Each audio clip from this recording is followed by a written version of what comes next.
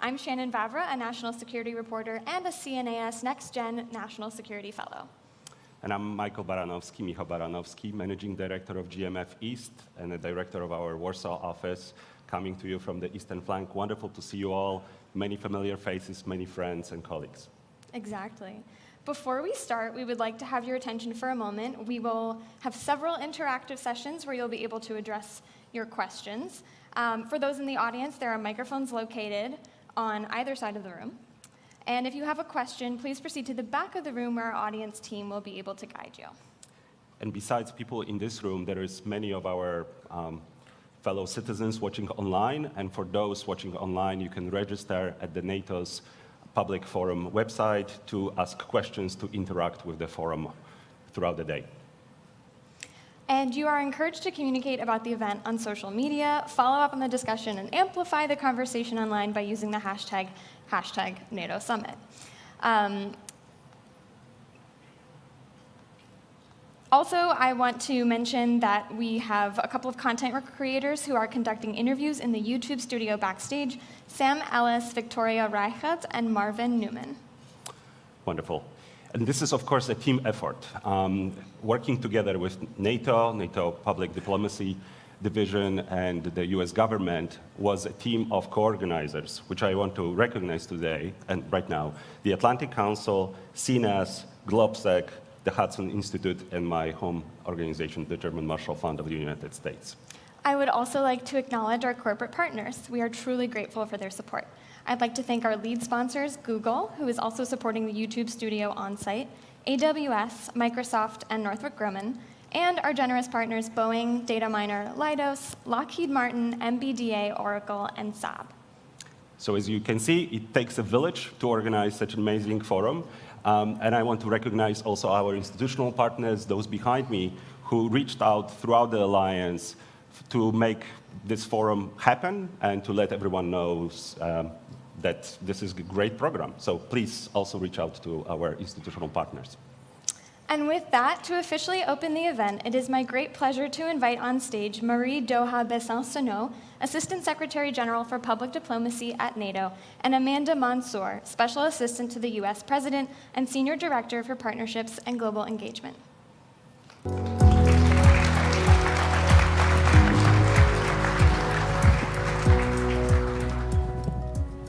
Good morning. Welcome to the NATO Public Forum 2024. On behalf of our Secretary General, Jens Stoltenberg, and all our colleagues at the NATO headquarters, I'm very happy to welcome you to this very special anniversary forum. In Washington for the first time since 1999, that was 25 years ago. After Vilnius last year, it is a great privilege to organize this event here in the United States with a very special host nation.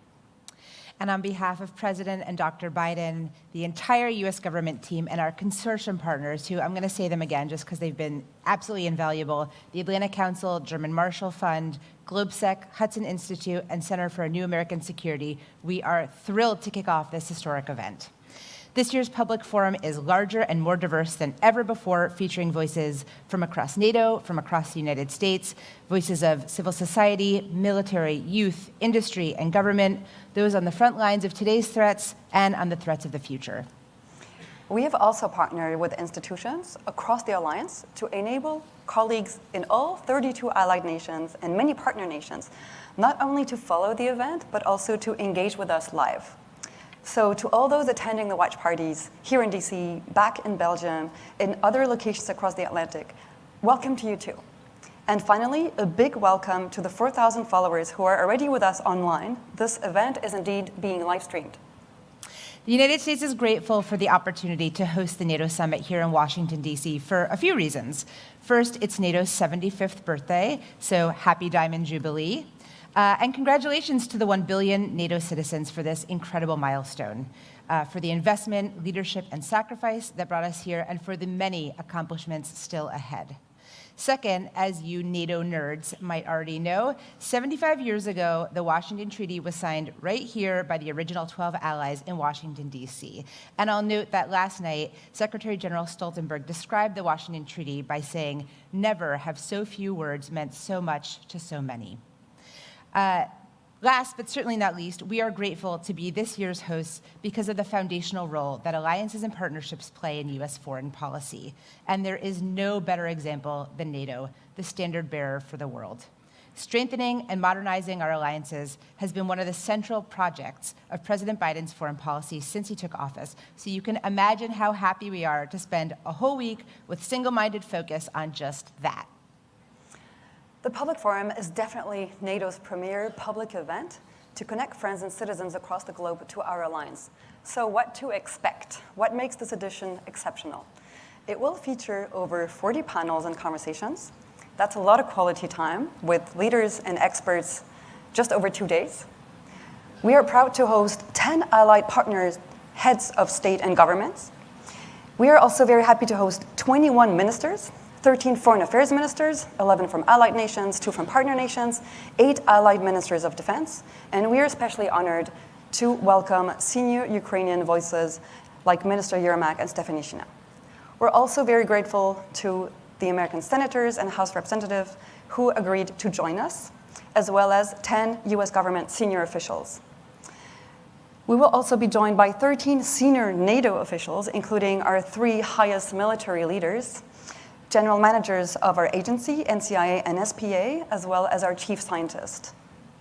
Because we want this forum to be inclusive and to be open to other geographies, we have prepared for you vox pop videos from the US heartland and from NATO's frontiers in the Arctic, in the East, in the South. We've also invited the youth to join from our very recent youth summit in Stockholm and Miami. So you will also hear their voices. And finally, you will also hear 8 corporate voices because the industry matters and because we have great corporate partners. As you know, the Public Forum is running concurrently with and right next door to the actual summit. Today, the North Atlantic Council, or the NAC, will meet to discuss NATO's deterrence and defense, as well as how we will continue to support Ukraine. Tomorrow, the NAC will be joined first by the EU and its Indo-Pacific partners in the morning, then by Ukraine in the afternoon. As you see, we have designed this event to be in close dialogue with the mostly closed-door event next door, mirroring it, tackling the very same questions that are being discussed and negotiated there, and we have added a forward look on NATO's key trajectories for years to come. So let me say again, welcome and bienvenue à tous to the NATO Public Forum.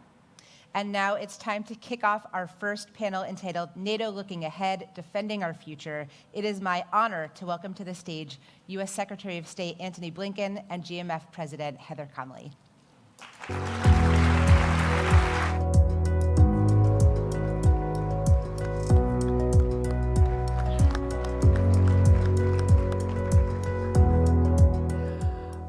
Well, thank you so much, Amanda and Marie Doha. Warmest of welcomes to you, Secretary Blinken. And good morning, NATO Public Forum. You and I have an awesome responsibility here. You and I are sort of like the pace car for this 2-day race of the Public Forum. I'm counting on you, Heather. Well, I'm counting on you. So I guess we have to say, let's start our NATO engines and let's get going. And we have a lot of news to talk about, a lot of the most pressing issues on the agenda. But I just want to take a moment. I want to take a moment and honor this historic moment. So I looked back at those transcripts from 1949, and I discovered what the 51st Secretary of State said at the signing, Secretary Dean Acheson. He said, for those who participated in the drafting of this treaty, the Washington Treaty, must leave to others the judgment of the significance and the value of that act. So I just want to ask you very personally, no talking points, from one Europeanist to another Europeanist, what does this moment mean to you very personally? Well, first, good morning, everyone. It's great to be with you today. I don't think we've seen this kind of assemblage of, we heard the term, use it. NATO nerds. You're all here. We celebrate this. We celebrate it. And I proudly count myself among you, and have for more than 30 years now. Yes, sir. The moment means a lot of things. The moment means 75 years. Jens Stoltenberg said it yesterday. This is now the longest enduring alliance in history. That in and of itself is remarkable. But I think it's evidence that country after country, government after government, representing now 1 billion people, has seen the extraordinary value of this alliance. And I think it really boils down to this when you think about it, because when Dean Acheson was here, when our predecessors were here, they were coming off 2 world wars. And the absolute priority for them was trying to put in place the understandings, the arrangements, the structures to prevent another global conflagration. And NATO was at the heart of that. And what is at the heart of NATO? This extraordinary commitment that an attack on one is an attack on all is the strongest possible deterrent to conflict, the best possible way to avoid war, because any would-be aggressor contemplating an attack knows that if they take on one of us, they have to take on all of us. And what we've seen over 75 years is a defense that's kept the peace for the citizens that it represents. And that in turn enables something else, because ultimately, NATO is not an end in itself. The end in itself is to make sure that citizens of the countries that come together in NATO are able to lead their lives freely, securely, to try to make progress, to try to hand down a better life to their children than the one they had. And it starts with the security. If you have that, everything else becomes possible. Absolutely. Thank you. Well, one of the pressing priorities at this 75th year is, of course, Ukraine.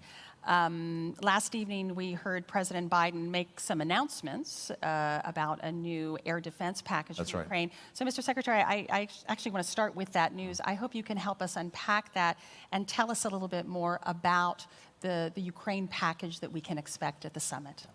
Well, you heard the President yesterday talk about the work that we've done and other allies have done to put together more air defense systems for Ukraine, notably Patriots, but also many other systems, because we know that's the key to so many things. It's a key to defending Ukraine's infrastructure. It's a key to defending its people. It's a key to defending its forces. It's also key to making sure that we're unlocking the private sector and economic investment in Ukraine that will also be essential to Ukraine's success going forward. But people need to make investments in secure environments. So these air defense systems, we know, have been job number 1 for Ukraine and, as a result, for the alliance that's supporting it. But this is just part of a comprehensive package that we're putting in place, that we've actually put in place since before day 1, to make sure that Ukraine has what it needs to defend itself when it needs it. And I'm also pleased to announce that as we speak, the transfer of F-16 jets is underway, coming from Denmark, coming from the Netherlands. And those jets will be flying in the skies of Ukraine this summer to make sure that Ukraine can continue to effectively defend itself against the Russian aggression.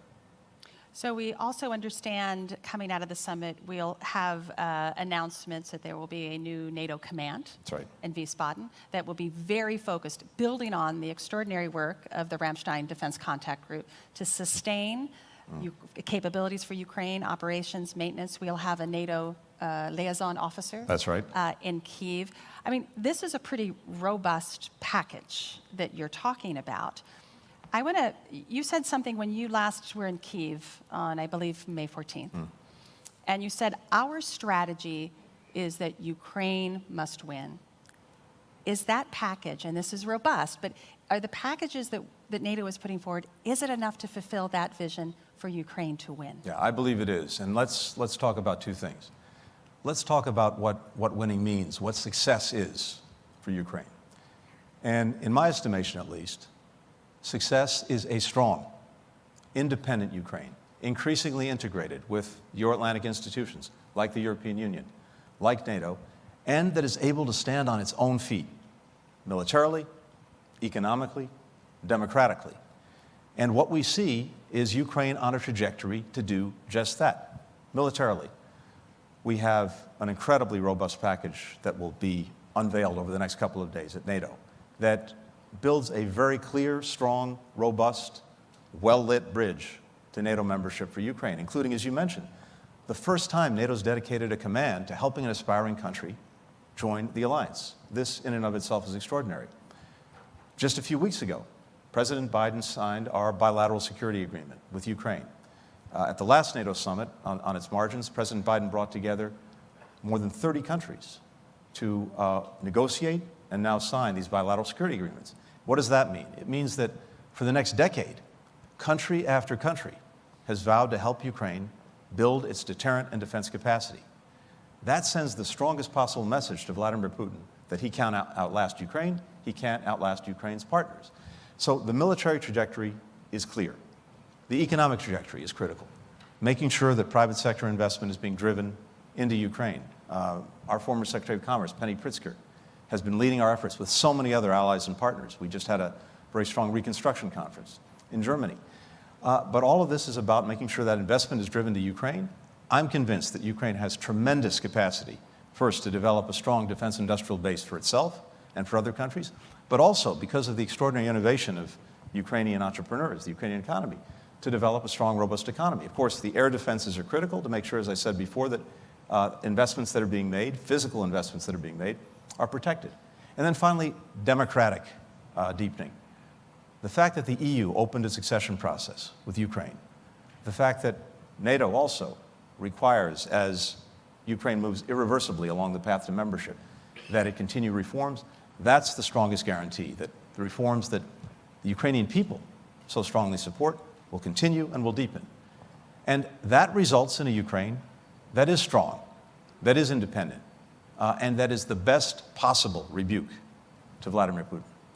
Mr. Secretary, I'm so glad you talked about the well-lit bridge, because I think an enormous amount of energy is being expended upon verbal gymnastics in some ways, the irreversible path, the well-lit bridge, all of these terms.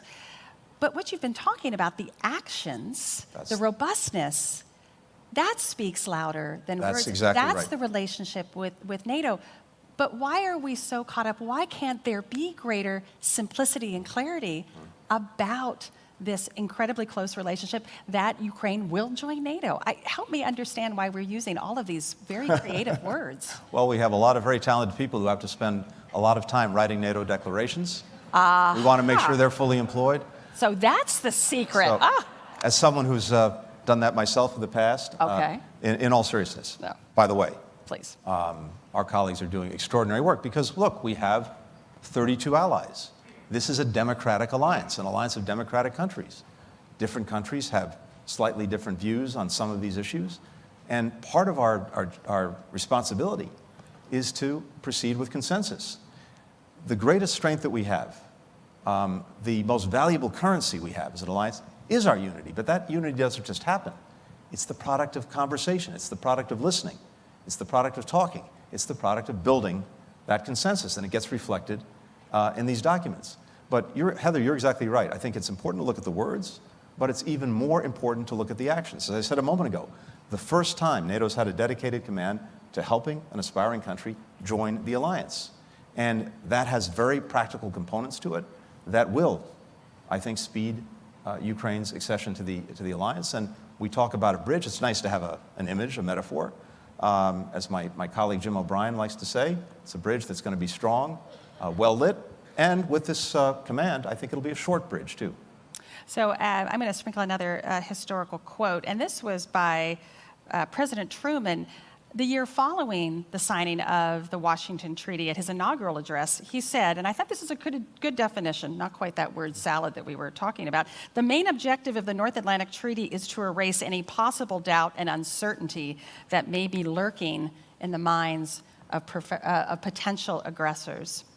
Is that package enough to deter Vladimir Putin on Ukraine? That's the question. Does that provide sufficient certainty? Well, first, President Truman had the remarkable gift of speaking clearly, speaking directly, and we'll try to live up to that example as best we can. But look, the proof will be in the pudding. I believe it should. But at the end of the day, what is so important is delivering these practical results, showing that Ukraine has the capacity, that its partners have the capacity. I mentioned a moment ago the fact that the F-16s are on their way. The transfer is happening as we speak. They'll be flying in the skies of Ukraine this summer. That's another very important proof point because, again, it concentrates Vladimir Putin's mind on the fact that he will not outlast Ukraine, he will not outlast us, and if he persists, the damage that will continue to be done to Russia and its interests will only deepen. The fastest way the quickest way to get to peace is through a strong Ukraine. Absolutely. To sort of twist President Truman's words a bit, I'm wondering if the aggressor is starting to put doubts in the mind of some NATO members. And what I'm speaking about is these brazen hybrid attacks. We've seen a series of them. In fact, quite extraordinarily, U.S. bases across Europe had to go on high alert this last week. This is starting to be of greater concern. What does NATO have to do to try to get to that problem? Because that is, undermining NATO unity. It has to do, and it is doing, what it's always done, which is to adapt. When we came into office, one of the most important things to do from the outset, besides re-engaging the alliance, re-energizing it, and as necessary, reimagining it, was to put forward a new strategic concept, the first one in a decade, to take account for the fact that we're in a dramatically changed security environment with not only new actors posing challenges, but also new means, new methods. That strategic concept reflects the fact that we have these hybrid threats. Since we put out the strategic concept, we've been working to turn it into real plans, real programs that demonstrate that NATO is capable and effective in dealing with exactly these kind of challenges. That's going to be carried forward at this summit. More to be said about that in the next couple of days. But I can tell you from the meetings that we've had to prepare for this summit, every ally is acutely aware of this. Every ally is acutely focused on this. The fact that we've seen attacks in recent months, arson attacks, sabotage attacks, attempted assassinations, misinformation, disinformation, cyber threats. These are not one-offs. This is part of a deliberate strategy by Russia to try to undermine our security and undermine the cohesion of the alliance. It's not going to work because we see it and we're acting on it. I think we need to start acting on it. It's so concerning that these are increasing for sure. Let me turn a little bit to the broader elements of the summit and working with our Indo-Pacific partners. The largest land war in Europe since the Second World War is not simply a concern to the Euro-Atlantic community. We now, this week, have Chinese military exercising with the Belarusian military. We have reports of North Korean trainers coming into Russia. This is now a global alignment of our adversaries from Russia to China, Iran, and North Korea. Can NATO play that bridge between the Indo-Pacific and the Euro-Atlantic? This is the third summit where our 4 Indo-Pacific prime ministers are here. Their commitment is getting stronger. Can NATO play that role? Yes, and we are seeing it play exactly that role. You mentioned this is the third summit in a row that we've had Indo-Pacific partners here at NATO. Australia, New Zealand, Japan, Korea. And it's a reflection of the fact of exactly what you said, that these challenges are linked, that our theaters of work together are linked. And maybe this was crystallized by Ukraine when Prime Minister Kishida of Japan said that what's happening in Europe today could be happening in East Asia tomorrow. When Russia committed its aggression, its renewed aggression against Ukraine, and Japan stood up, South Korea stood up, Australia, New Zealand. This is a reflection of that recognition that these challenges are linked, and when democracies stand together, whether they're in Europe, Asia, or elsewhere, we're going to be stronger and more effective. So as we're gathering here in Washington with our Indo-Pacific partners, what this means is we are breaking down the silos between Europe, Asia, and the United States. And this has been a very deliberate objective of President Biden from day one. Not only building convergence with our allies, stronger convergence when it comes to how to approach Russia, and in a different way, how to approach China, but also breaking down the barriers, the walls between European partners and Asian partners. And of course, what's happened just in the last year and a half has only reinforced the imperative. Ukraine. We see, unfortunately, China not providing weapons to Russia to pursue its aggression, but being the major contributor to Russia's defense industrial base. 70% of the machine tools that Russia's importing are coming from China. 90% of the microelectronics that Russia's importing coming from China. And that's enabled it to sustain its aggression against Ukraine. We've seen a massive buildup of its weaponry over the last year and a half. Tanks, missiles, munitions. That's the product of a defense industrial base being fueled by China. As a result, European allies understand the challenge posed by China to Europe's security. And of course, China can't have it both ways. It can't be all at once, or claim to be, for peace and want to have better relations with Europe, while at the same time fueling what is arguably the most significant threat to European security since the end of the Cold War. We see it in the relationship between Russia and North Korea. That's abundantly clear. And in all of these areas, as well as some of the hybrid threats that you alluded to before, the connections are clearer and clearer. The alliance is one place, and maybe, I would argue, a central place, where we can bring everyone together so that we're acting together. So, Mr. Secretary, you're talking about strengthening this global alliance, which the United States has built over the last 75 years. You have some very vocal American national security analysts saying there's one thing we have to focus on: China. Everything else is a waste. Let our allies deal with everything else. We have to focus on China. What is your answer to that criticism or critique of what you're trying to build here? Well, my answer is, first of all, of course, we are focusing on China, and we're doing it in two ways. One, we're making the investments in ourselves at home to make sure that we're approaching China from a position of domestic strength.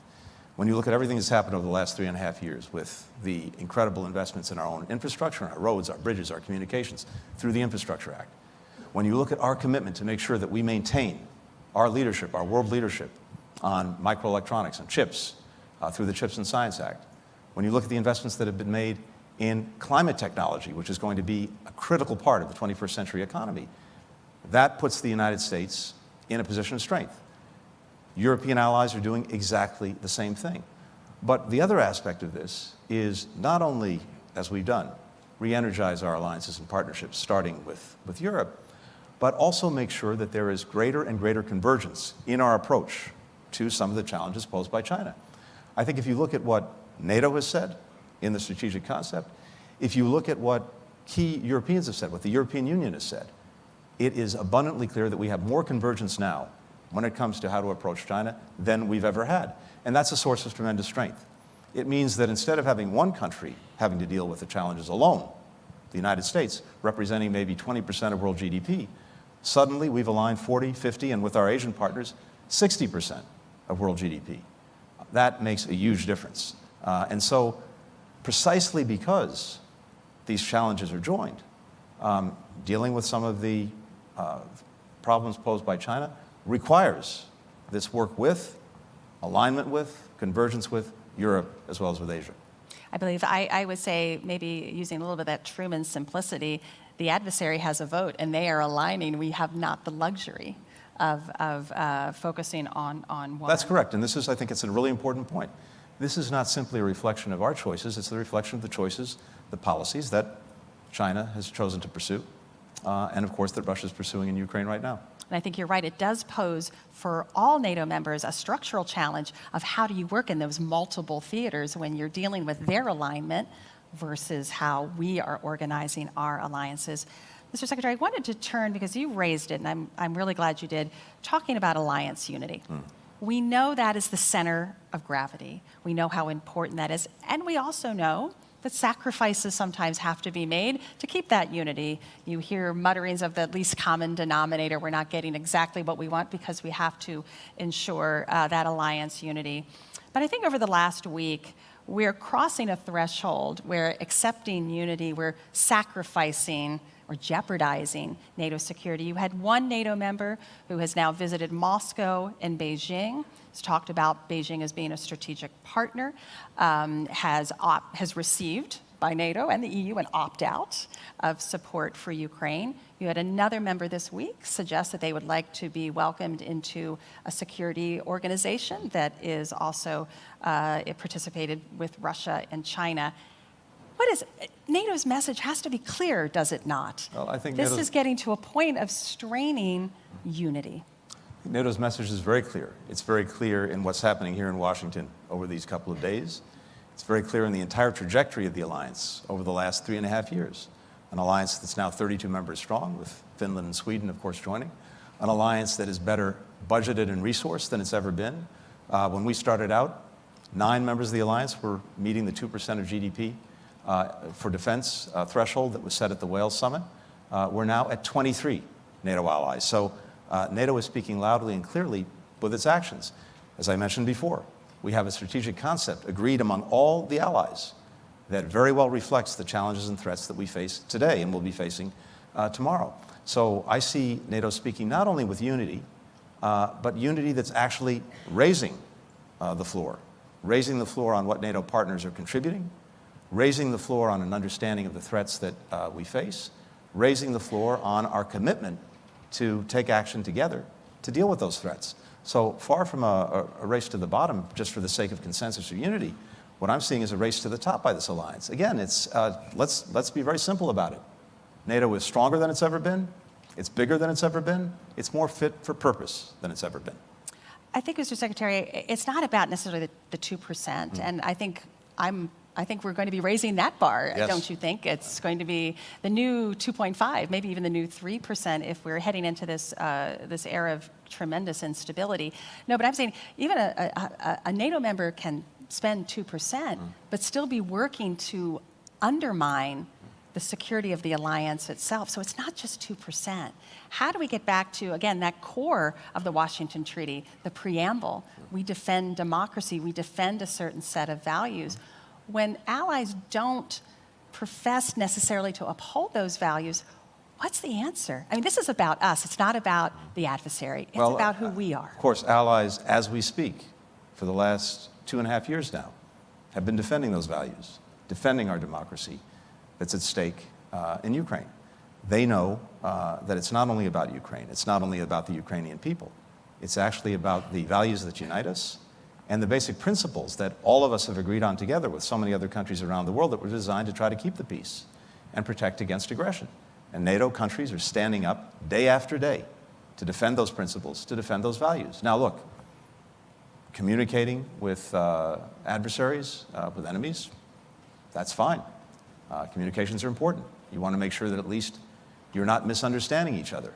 But of course, what's communicated is really important as well. I would hope that anyone, for example, going to Moscow now, makes very clear to Vladimir Putin that NATO's not going anywhere, Ukraine's not going anywhere, the European Union's not going anywhere, and that what we just saw the other day, a horrific attack on a children's hospital, is totally, totally, totally unacceptable, and Russia will continue to be ostracized as long as it engages in those kinds of actions. I would hope and expect that anyone going to Beijing makes clear what I said a moment ago, that continuing to fuel Russia's defense industrial base, continuing to allow the greatest threat to European security since the end of the Cold War to go forward, is something that is unacceptable to Europe. And that means unacceptable's a word. Actions follow that, including, as necessary, sanctions, including, as necessary, not allowing relations that Beijing might seek to improve to actually improve. So what we're focused on is what allies and partners are doing, and I can tell you as an alliance, what we're doing is evidencing greater strength and commitment to the principles, the values that are at the heart of this alliance that I've seen.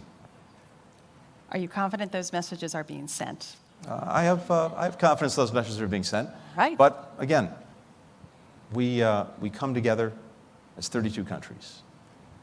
From the perspective of the United States, it's so important that we listen to each other, that we communicate clearly with each other, and yes, we develop consensus. But what I'm seeing again is a consensus that is moving us up, not holding us back. So we welcomed, this is Sweden's first right. NATO summit. Great to come in. We've got this bolt of energy, I feel it, with Sweden and Finland joining. There's an energy in the Nordic, Baltic quadrant of NATO. How has it been to welcome those new men? They're seeing what's behind the curtain. How have you introduced your two new colleagues now into NATO? Tell us some good stories. Well, of course, Sweden and Finland have been NATO partners for a long time. They've contributed tremendously to the alliance, to our common endeavors for a long time. But to have them at the table is something I suspect most people in this room 3 years ago, I doubt anyone really would have imagined that. If you would have read a lot of think tank reports 15 years ago, you would have known this would have been the case, but that's okay. Let it slip. I might have written one or two of those reports back in the day. Good, see? But in all seriousness, you're right. I think it has added a jolt of energy. They're both remarkable partners. They bring so much to the alliance. They change the strategic equation in a very powerful way. But it's also a reflection of new realities that the entire alliance is facing. New aggression, new forms of aggression, a new determination to stand up together to combat it. But look, we have a little kept secret for the alliance is there's a pretty strong Nordic and Scandinavian component to this alliance, as evidenced by Jens Stoltenberg. President Biden gave him the Medal of Freedom last night. And that was a very powerful reflection of the extraordinary leadership that he's demonstrated over a decade of incredible change for NATO, but a decade that he's managed with brilliance. Well, he's really had a unique talent of communicating with some of those allies that don't see eye to eye. Always with the consensus was incredibly important in resolving some of the difficulties in the run-up to welcoming Sweden and Finland.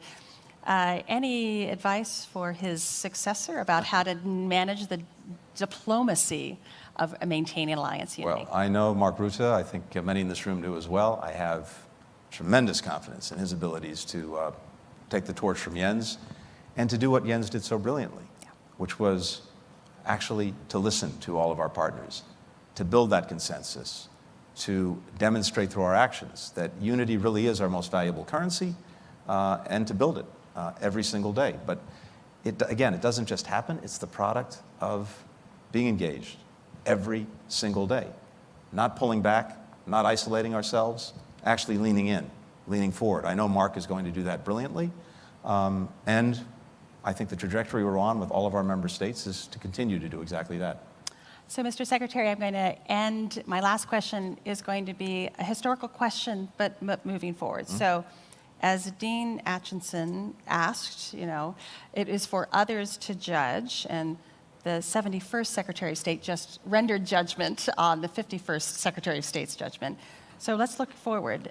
When NATO celebrates its 150th anniversary, next 75 Look forward years. to seeing you all there, Yes, by the way. Exactly. We'll be in our wheelchairs, exactly. What judgment would you like your successor to render about what you have done here on the 75th anniversary to keep 1 billion people safe? Will they know that we've done enough to advance the cause of freedom? Oh. The proof will be in the tests that are in front of us and how we meet them. But I hope that when we look back on this period of time, one of the conclusions that people will reach is that the United States was leaning in. We re-engaged our alliance. We helped to re-energize our alliance. We helped to reimagine our alliance so that even as we celebrate 75 years of the most successful defensive alliance in history, we were resolutely focused on the future and doing everything that we could in our time to make sure that that success for 75 years would continue and that the alliance would be adapted, focused, fit for purpose for our time and for the years ahead. Because again, I come back to what I started with, Heather. This alliance is a reflection of a commitment that leaders in all of our countries make to the people we represent. A commitment that we do everything possible to keep them secure, to prevent wars, to deter conflict, so that they can move on with their lives in freedom, in security. And so if we manage, as the result of the actions that we've taken over these last years and in this period, to do that in the years ahead, we will have succeeded. We will know we will do enough if Ukraine wins. That's right. Thank you, Mr. Secretary. This has been a great kickoff. I hope we've started things off. We've revved up our engines. I know you've provided a lot of food for thought. Thank you so much. I know you have to get back to start your summit, but first, will everyone please join me in warm applause? Thank you. For the Secretary of State. Thank you. Thank you. Thank you.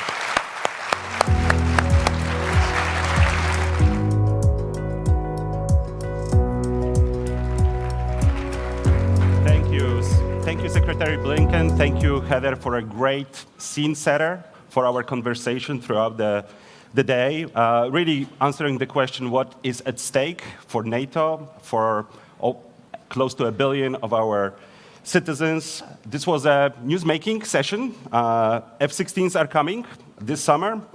The bridge for Ukraine will be not only well-lit, but also short. And as Secretary Blinken pointed out at the very end, it's all for us to lean in, both during this summit and in the next 75 years of NATO's history. So with this political scene setter, let me now turn to our military dimension, and let me welcome Peter Rao of Hudson Institute, who will lead a conversation with General Cavoli. Peter, the stage is yours.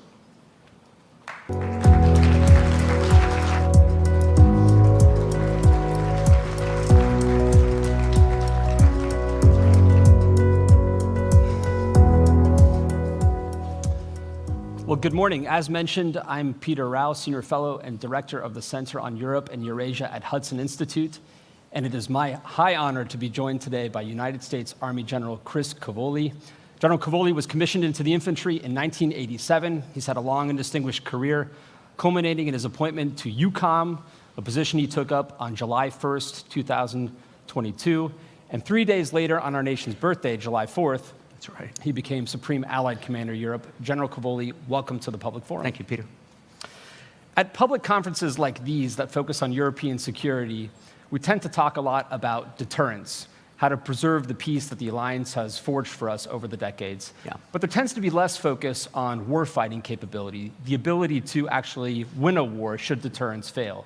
So to rectify that imbalance a little bit, let me ask you, how confident are you that the alliance could be able to conduct high-intensity combat 10, 20, 30 days into a war with Russia should deterrence fail? No, I'm quite confident. So we have, over the last couple of years, based on the work of my predecessors, one of whom is sitting right over there. Hi, Scap, how are you, sir? We have been building out a strategic concept and then the enablement of that strategic concept for the deterrence and defense of the Euro-Atlantic area. So it started with the strategic approach, and then it's come down through a couple of major documents. In the last couple of years, what we've done is turn those into concrete plans. Traditional, classical operational plans that describe how we're going to defend specific areas of the alliance and what we're going to use to do it and what the sequence of events is. This is a big shift. The alliance had gone for many years without plans since the end of the Cold War, real significant plans to defend the territory of the alliance. That has produced a whole range of changes for us. As you know, after the end of the Cold War, the alliance refocused on out-of-area operations and crisis management. These tended to be smaller scale operations done on a predictable basis, so it allowed for a cyclical force generation model. All of this gave us the opportunity to economize, especially in terms of higher headquarters and enabling organizations such as logistics brigades and long-range fires and things like that. All that's coming back now as a result of the plans. The plans have given us a force structure requirement that's guiding the way we resource the plans and the way NATO's militaries, the national militaries, compose themselves, what sort of forces they build for us. It is produced in a very short amount of time. Instead of a cyclically available brigade or two, we suddenly now have 300 forces at the higher two levels of readiness against the plans, 300,000, even more depending on how you count. That's because we've been able to amalgamate and incorporate national defense plans into the NATO defense plan so they complement each other. And it's produced an ability to be forward postured. As you know, we've got 8 battle groups on the ground, forward postured, that blend with national host nation forces in their Article 3 responsibilities. So it's a very effective method. We have the right number of troops forward right now.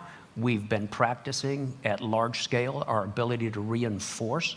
As you know, those battle groups need to be reinforced when the time is needed, up to the brigade level. We've been rehearsing that. We've done extensive readiness checks to make sure they have the right amount of ammunition and so forth. And as we go forward, we've continued to do these large-scale exercises where we practice the subsequent reinforcement of specific areas. Steadfast Defender this year, over 90,000 soldiers. So I'm very confident in our ability to do that. We have some weaknesses that we have to work on, and we will. Those DDA family of plans were, of course, ratified at the last NATO summit in Vilnius.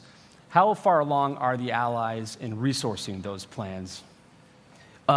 Quite far along. So, you know, all of this reorientation from out-of-area operations onto large-scale collective defense of the territory of the alliance is a profound shift right? It's a very, very big shift. National militaries have to go through that shift on their own. The US military has been undergoing it for several years now. And for the alliance, it's a big shift.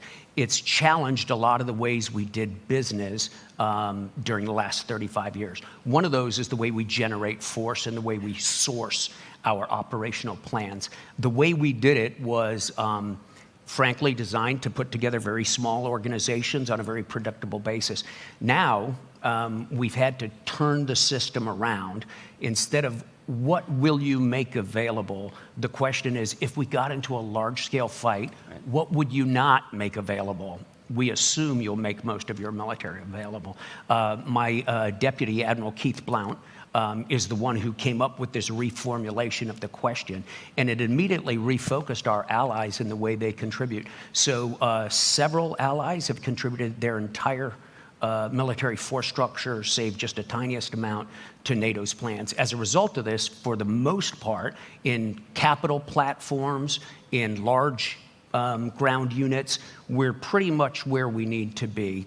We have some gaps in specific places, especially at enablement and logistics, that sort of thing. And those we're working on through the NATO defense planning process right now. My colleagues at Hudson Institute, who track the war most closely, have suggested that Russia has shown some adaptability on the battlefield and have learned some lessons along the way.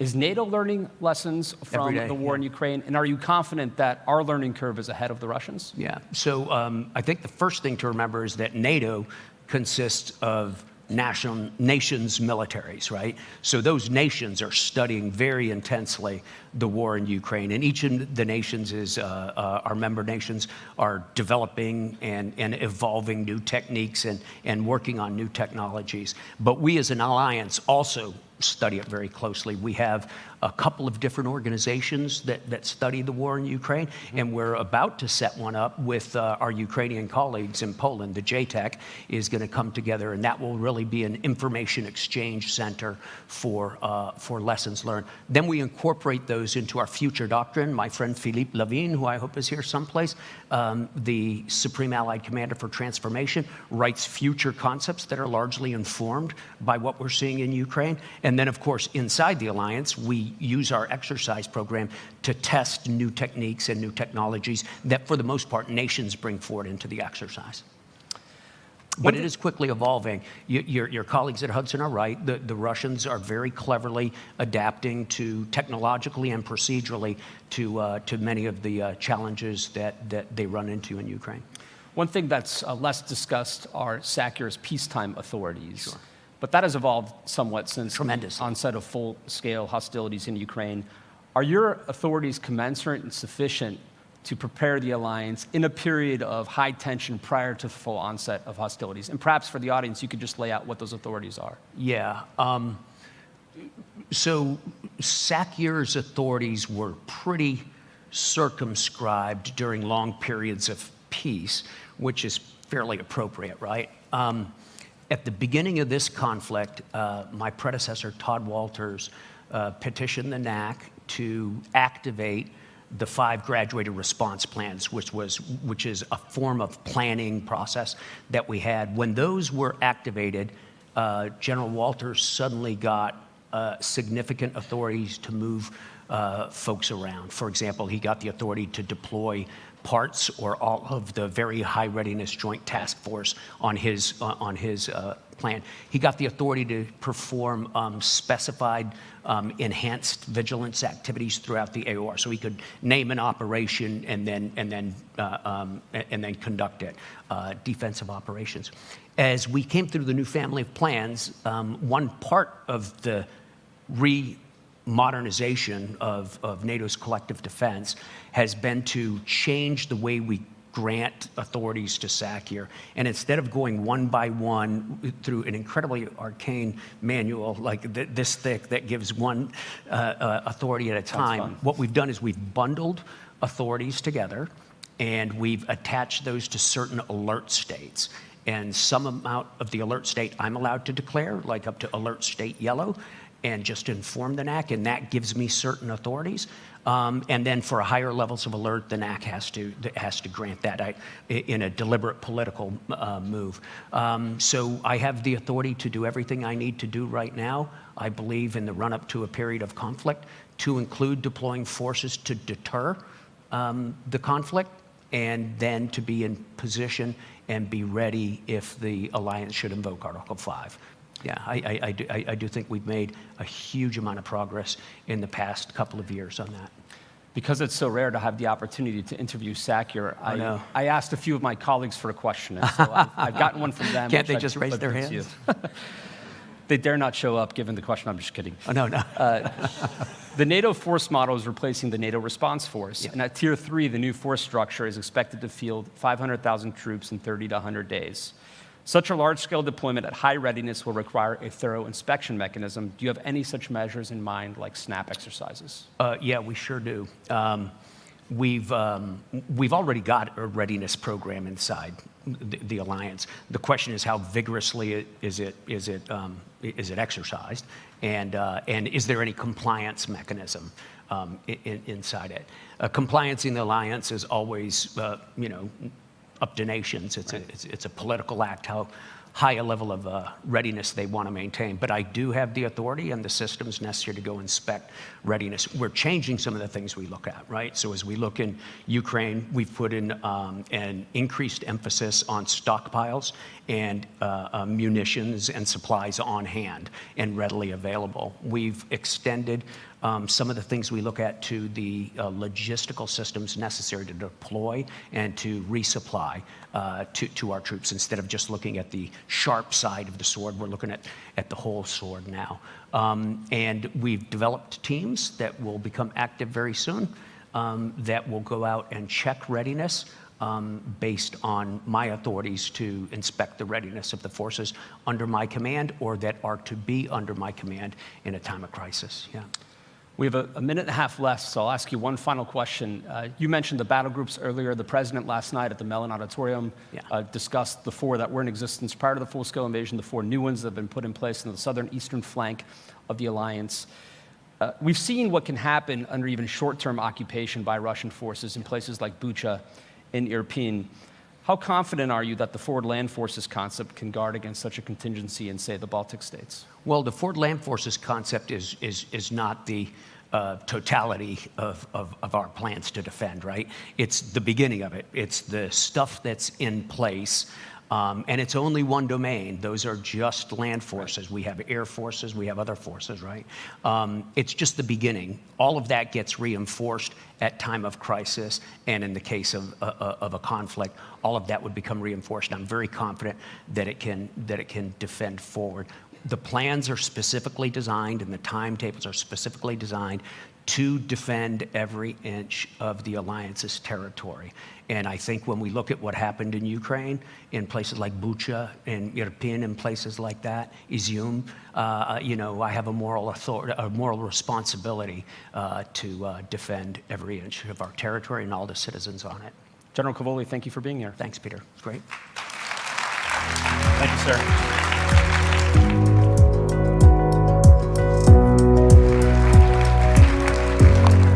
Thank you, General Cavoli. Thank you, Peter, for really another fascinating conversation focused on the military aspect of readiness, of how we are learning from our Ukrainian brothers and sisters fighting brutal war with Russia, but also for emphasizing the need to defend every single inch of NATO territory. And believe me, coming from the eastern flank, this is very real for us and very important.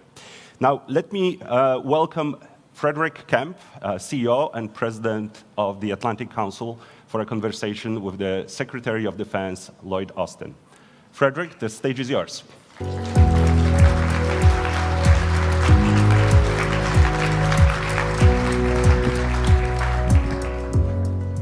What a great lineup to start the day. The Secretary of State, the Supreme Allied Commander Europe, Secretary of Defense. It's really an honor to be here. And thanks to everyone in the room. Good morning to you all, and good afternoon to everyone joining from Europe, and hello to everyone joining from all over the world virtually. Since its founding in 1949, since NATO's founding, the United States has played a pivotal role in safeguarding transatlantic security, and the Secretary of Defense has always been at the center of that. As one of NATO's founding members, the U.S. has proven to be a critical part of the alliance's collective defense and its adaptability to deter evolving threats. And they have been evolving. America has always stood ready to defend and protect the Euro-Atlantic area and beyond, continuing its commitments to the principles of the Washington Treaty. U.S. leadership was pivotal, particularly following Russia's invasion of Ukraine, mobilizing tremendous support, and you've heard more about that today, new Air Force batteries, F-16s, to bolster collective defenses on NATO's eastern flank, fortifying the commitment to NATO allies, and extending that kind of critical assistance to Ukraine. So it's my privilege to introduce a leader who embodies this commitment to transatlantic and indeed global security, U.S. Secretary of Defense Lloyd Austin. A graduate of West Point in 1975, Secretary Austin's career in the U.S. Army spanned more than 40 years. Throughout his years of service, he has led the command at the Corps, Division, Battalion, and Brigade levels in the U.S. Armed Forces. Secretary Austin was awarded the Silver Star for his leadership of the U.S. Army's 3rd Infantry Division during the invasion of Iraq in 2003. Before he concluded his uniformed service, Secretary Austin was the commander of the U.S. Central Command from 2013 to 2016, one of our most challenging positions, where he was responsible for all the military operations in the Middle East and Afghanistan. Under his leadership, the U.S. Department of Defense has adapted national defense strategies to address the greatest global challenges of our time. And it's reaffirmed the U.S. commitment to allies and its role as a champion of the rules-based order. In particular, and this is really important, Secretary Austin's leadership in the Ukraine Defense Contact Group has proven invaluable in uniting over 50 nations to provide critical military support and security assistance to Ukraine. We saw Vladimir Putin's message to the NATO summit on Monday this week with a barrage of more than 40 missiles on Ukraine, including hitting a children's hospital. We've seen an answer in more air defenses. We've seen an answer in the F-16s. We've seen an answer in everything else that Secretary Austin and all the allies are doing. As President Biden has said, the world is at an inflection point with wars in the Middle East, Europe, rising challenge posed to China, biggest defense buildup, peacetime defense buildup in history from China. The Secretary of Defense is facing more simultaneous challenges than perhaps any predecessor. And we're lucky to have a man of his pedigree and capability at this historic moment. So with that, ladies and gentlemen, please join me in welcoming to the stage the 28th U.S. Secretary of Defense, Lloyd Austin.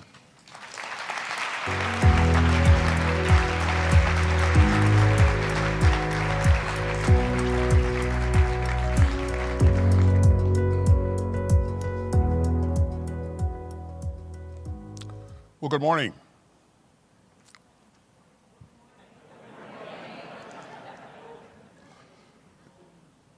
It's really good to be here with all of you. And Fred, thanks for that kind introduction and for all that you've done for the Atlantic Council and for bringing us together on a pretty big week. It's a huge honor for the United States and President Biden to host this historic summit in Washington, just down the road from the site where the original 12 NATO allies signed the North Atlantic Treaty 75 years ago.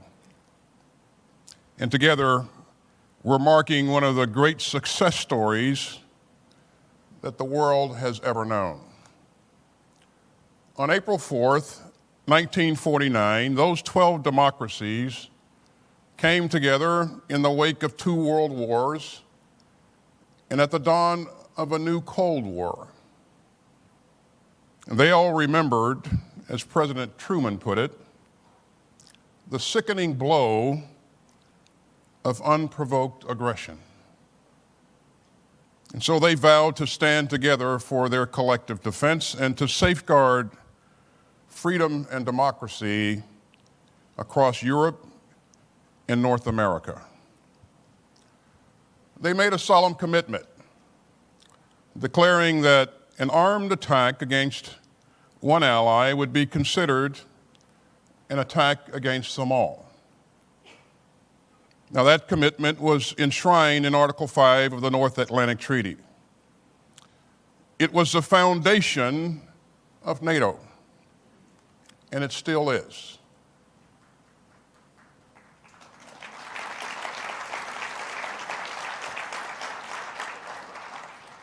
And on that bedrock, we have built the strongest and most successful defensive alliance in human history.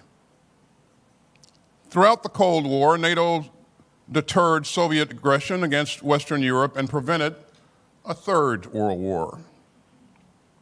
In the 1990s, NATO used air power to stop ethnic cleansing in Bosnia and Herzegovina and in Kosovo.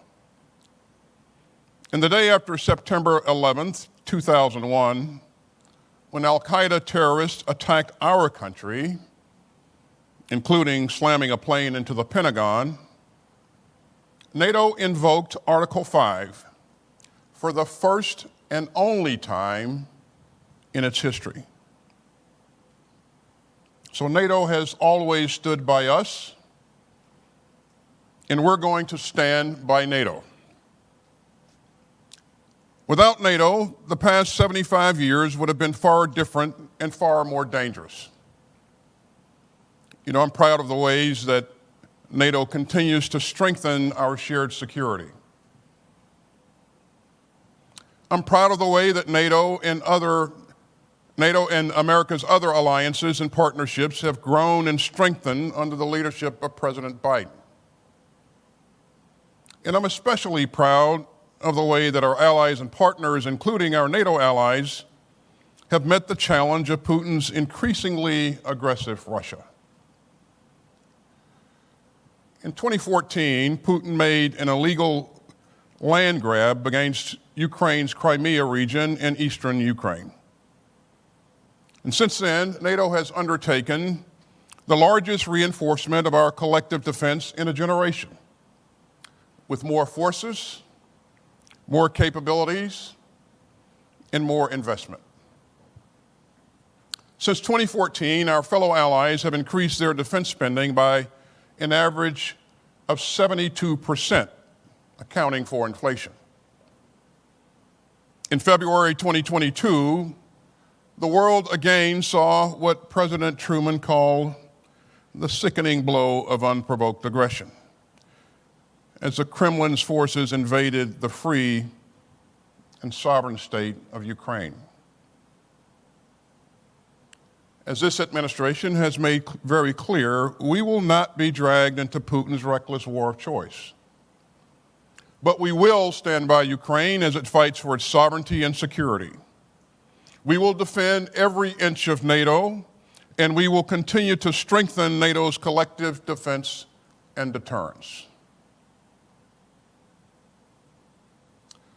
In the wake of Putin's imperial invasion of Ukraine, we've bolstered NATO's forward defense posture with more troops at high readiness, larger exercises, sharper vigilance, and multinational battle groups in 8 countries.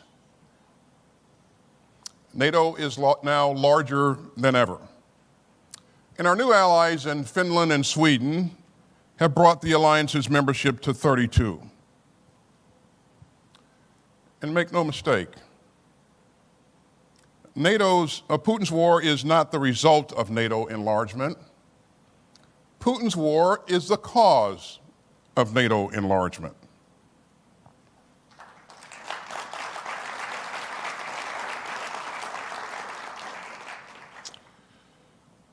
Over the past 3.5 years, we've also seen an historic increase in annual defense spending across the alliance by almost $80 billion. All NATO allies have agreed to spend at least 2% of their GDP on defense. In 2014, only 3 allies hit that target. In 2021, only 6 allies did so. But this year, a record 23 NATO allies are meeting the 2% defense spending target. Now, our NATO allies are not just spending more on their own defense, They're also spending more on America's defense industrial base. That means platforms and munitions built in America. And that's helping to revitalize production lines across our country and to create good jobs for American workers. Now, all of that progress is a testament to U.S. leadership and allied solidarity. But it's also a testament to the leadership of our outgoing Secretary General, my good friend Jens Stoltenberg. Throughout a decade of challenge, Jens has guided the alliance with skill and steel. And we are all deeply, deeply grateful. Now, we're going to keep building on our progress, and we've got an ambitious agenda this week. First, we'll continue to implement NATO's new family of plans, the most robust since the Cold War. And that will significantly improve our ability to deter and defend against any new threat. Second, we'll work to endorse a pledge to expand industrial capacity across the alliance. And this will help us scale up military production and send an important long-term signal to industry. Third, we'll deepen cooperation in support of Ukraine's self-defense. We'll launch a new military effort to help coordinate some aspects of security assistance and training for Ukraine. And we're poised to agree on a new financial pledge to Ukraine.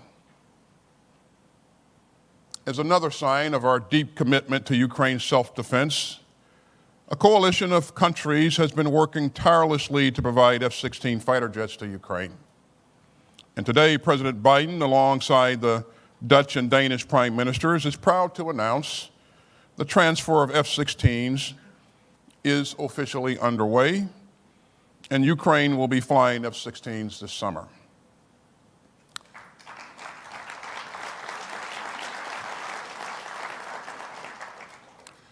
And finally, we'll continue to deepen ties with our global partners, especially in the Indo-Pacific. I know that we're all troubled by China's support for Putin's war against Ukraine. But that just reminds us of the profound links between Euro-Atlantic security and Indo-Pacific security. And it sends a message to the world that we are united in our values. So we have a lot to tackle together. But we're also here to mark this moment. We're here to strengthen an alliance that has kept millions of people safe for 75 years. And we're here to reaffirm the ironclad commitment that those 12 leaders made on April 4th, 1949. An armed attack against one ally is an attack against us all. You know, as you heard Fred say, I had a brief 41-year career in uniform. I started working with NATO back in 1975 when I was Lieutenant Austin. And I've never seen NATO stronger or more united than it is today. And we are determined to keep it that way. You know, I learned a lesson early on in my Army career, and that lesson is that as a soldier, the last thing that you want to do is to fight alone. So here's the blunt military reality. America is stronger with our allies. America is safer with our allies. And America is more secure with our allies. And any attempt to undermine NATO only undermines American security.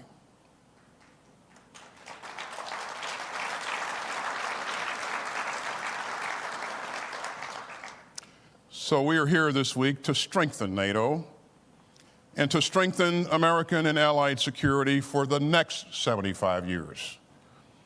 As President Biden has said, our foes and rivals have tried to shatter our unity, but our democracies have stood unwavering.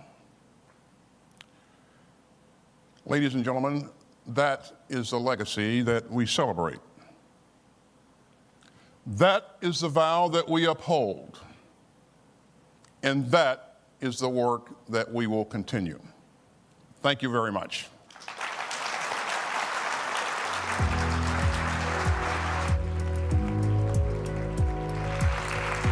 Secretary Austin, thank you so much for the speech, for your thoughts, for your leadership as well, for really underpinning and emphasizing the message that the last thing that a soldier would want to do is fight alone.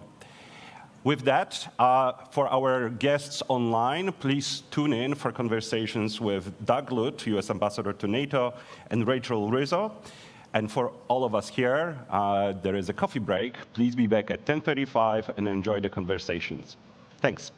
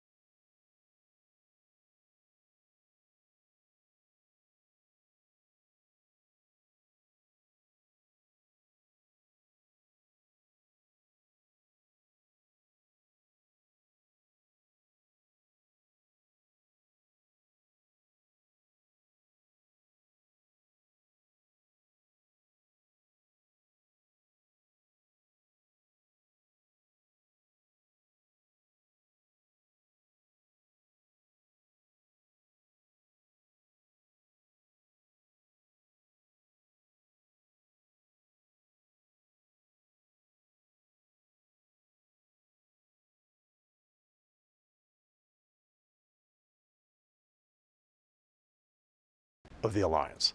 I mean, I don't imagine any of them could have thought of 12 becoming 32.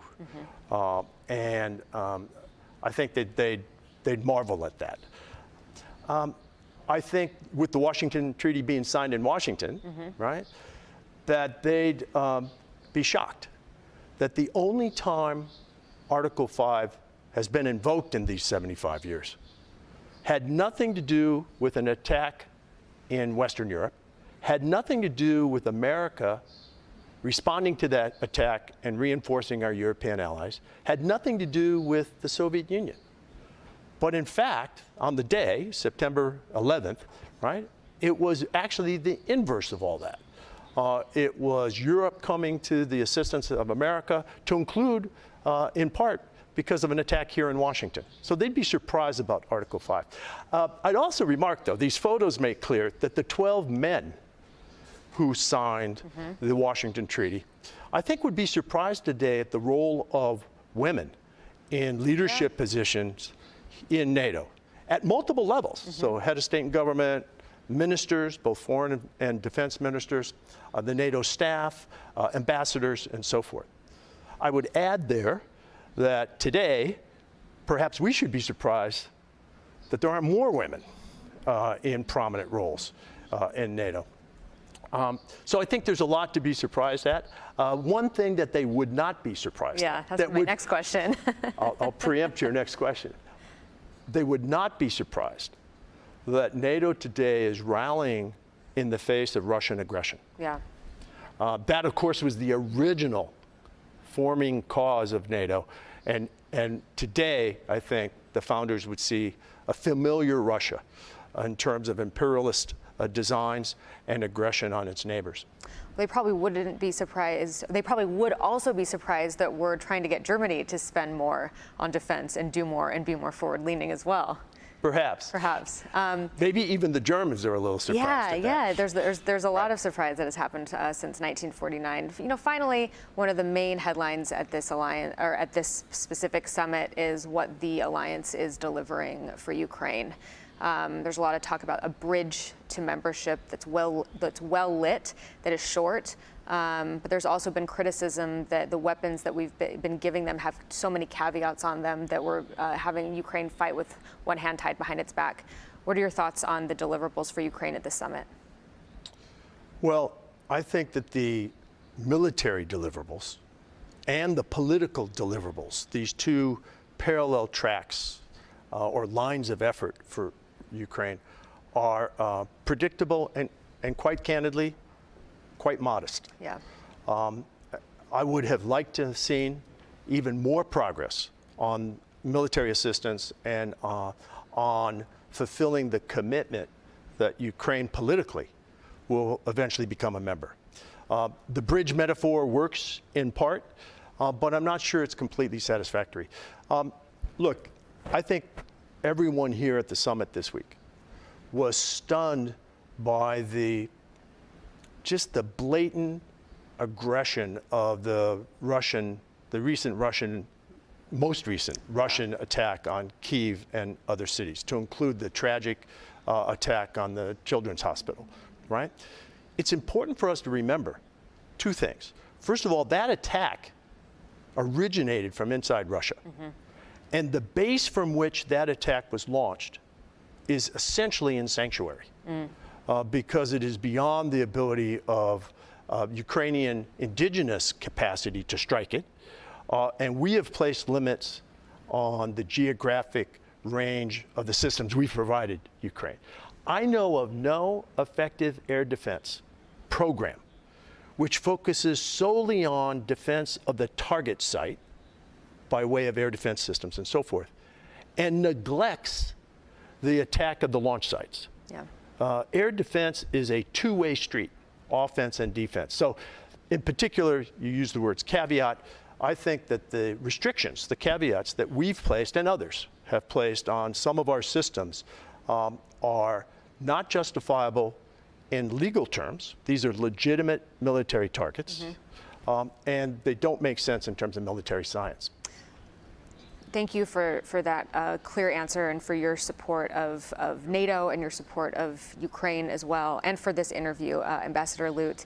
And to our audience watching online, tune in for another 2 days of programming here at the NATO Public Forum in Washington. Thank you so much.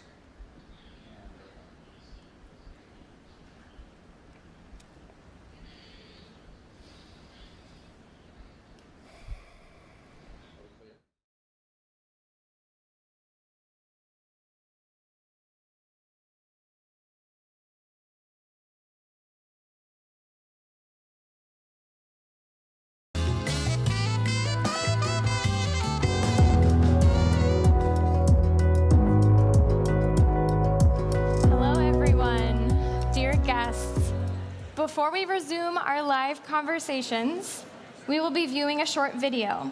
Over the next few days, you will be viewing several videos created by the organizing partners of the forum, bringing in voices on the ground from across the alliance on a variety of issues. Please join me now in viewing the first such video from the US heartland.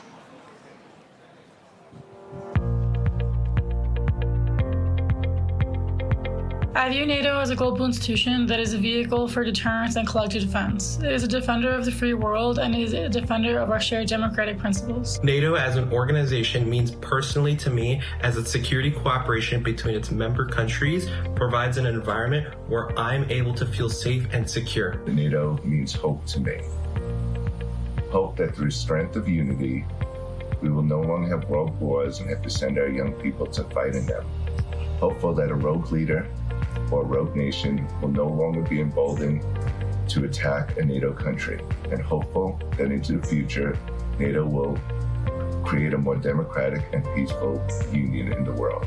I feel admiration, I feel honor in that NATO was created after World War II. It means alliance among people, among nations who trust each other.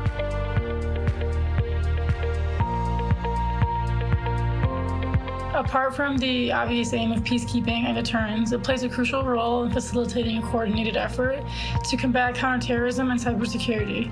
It is adapting to new threats, such as responding to disinformation campaigns and the weaponization of AI. In its 75-year history, NATO has been successful in providing and guaranteeing the security of its countries from foreign intimidation. I'm especially admiring the creation of NATO. Out of war came peace, and there were ideals of peace and harmony for the world in 1949, 75 years ago.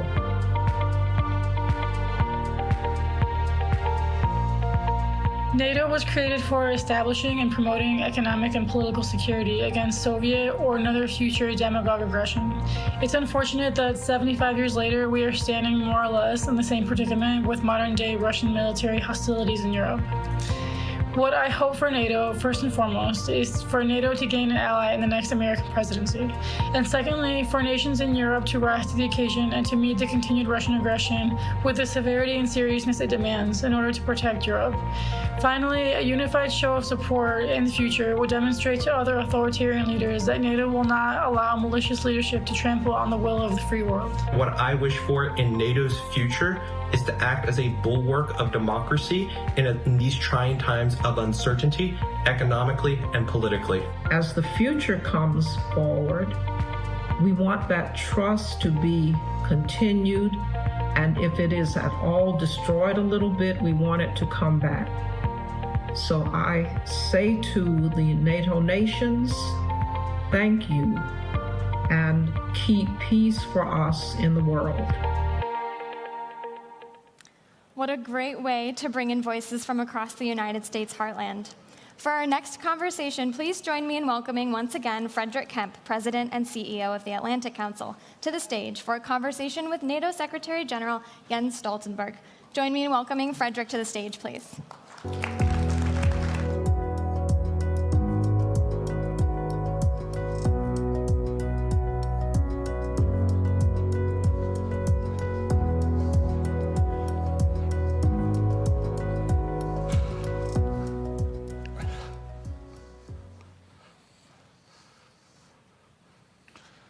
Good morning. It still is the morning. It's great to see you all here in person. It's wonderful to have so many people here online from all over the world, and of course, across all of our allies in Europe as well. And so it's my honor to introduce someone I've known a long time now, the NATO Secretary General Jens Stoltenberg. And I'm going to moderate a conversation with you in a moment, something you've called a pivotal moment for our alliance. I was going to start by saluting you on something I didn't know about, which is your great arm, because you threw out the first pitch of the Nationals game. And it was an amazing, yeah. I was there in the heat, sweating while I was watching you, but it was an amazing salute to NATO. But having been at Mellon Auditorium yesterday evening, one of the most moving events I've been at, I'll instead quote President Biden, what he said to you as he gave you the Presidential Medal of Freedom, to a standing ovation, a really remarkable moment. He called you a man of integrity and intellectual rigor, a calm temperament in moments of crisis, a consummate diplomat. And I think the consummate diplomat, a person who can engage with leaders across all spectrums and across all nationalities. And I just want to salute you on behalf of everyone in the audience for more than a decade of the most extraordinary leadership. So let's start with that.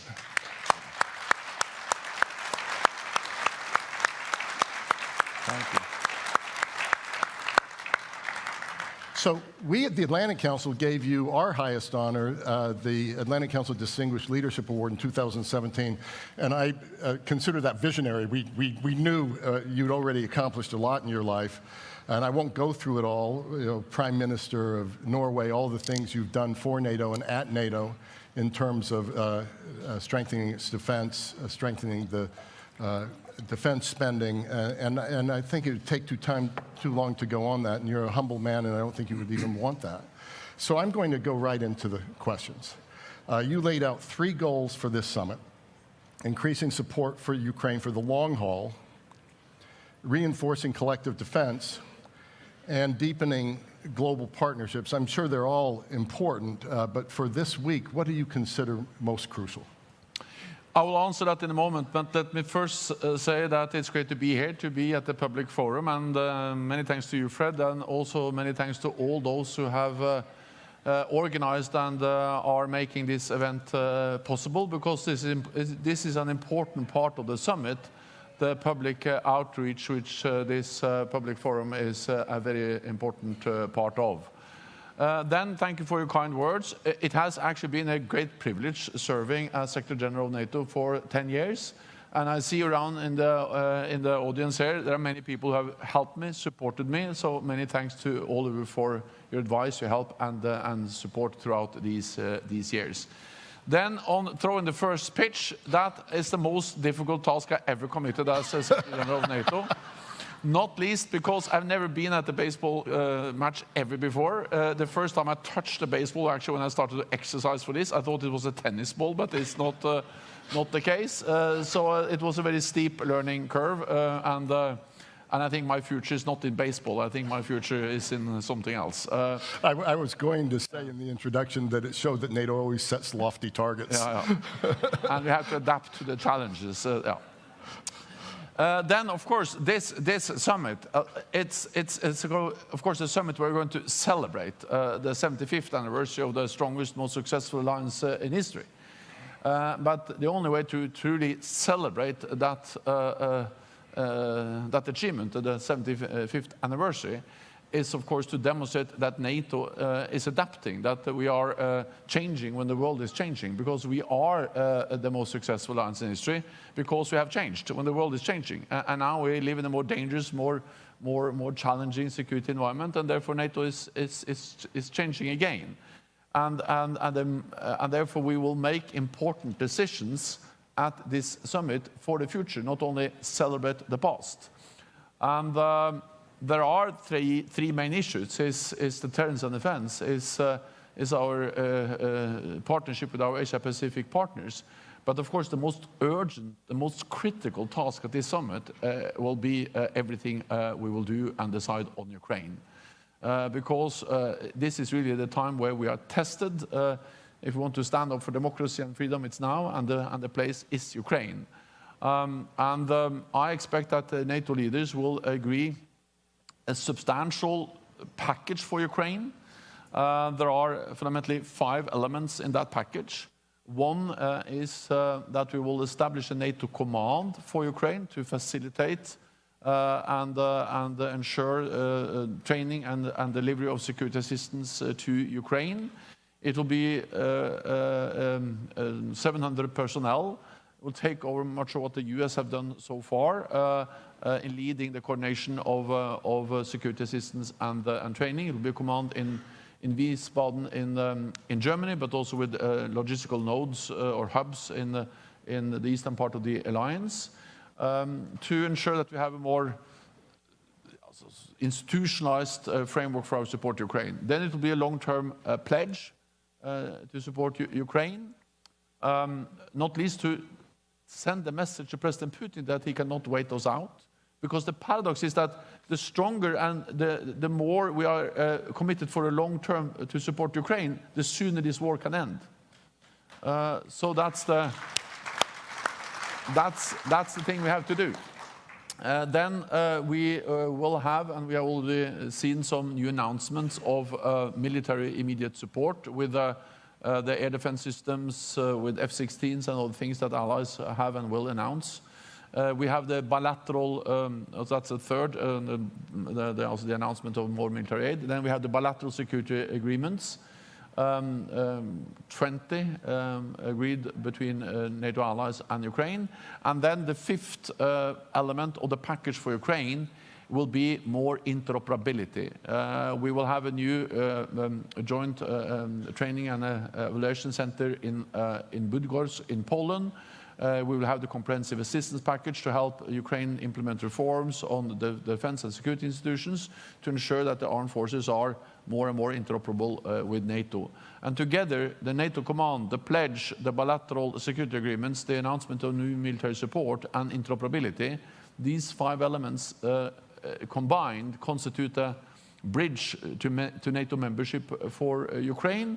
And later on today, we will see the language which we will agree in the NATO declaration on how to ensure that Ukraine is moving closer to NATO membership. So these are the 5 important deliverables on Ukraine that I expect allies will agree later on today.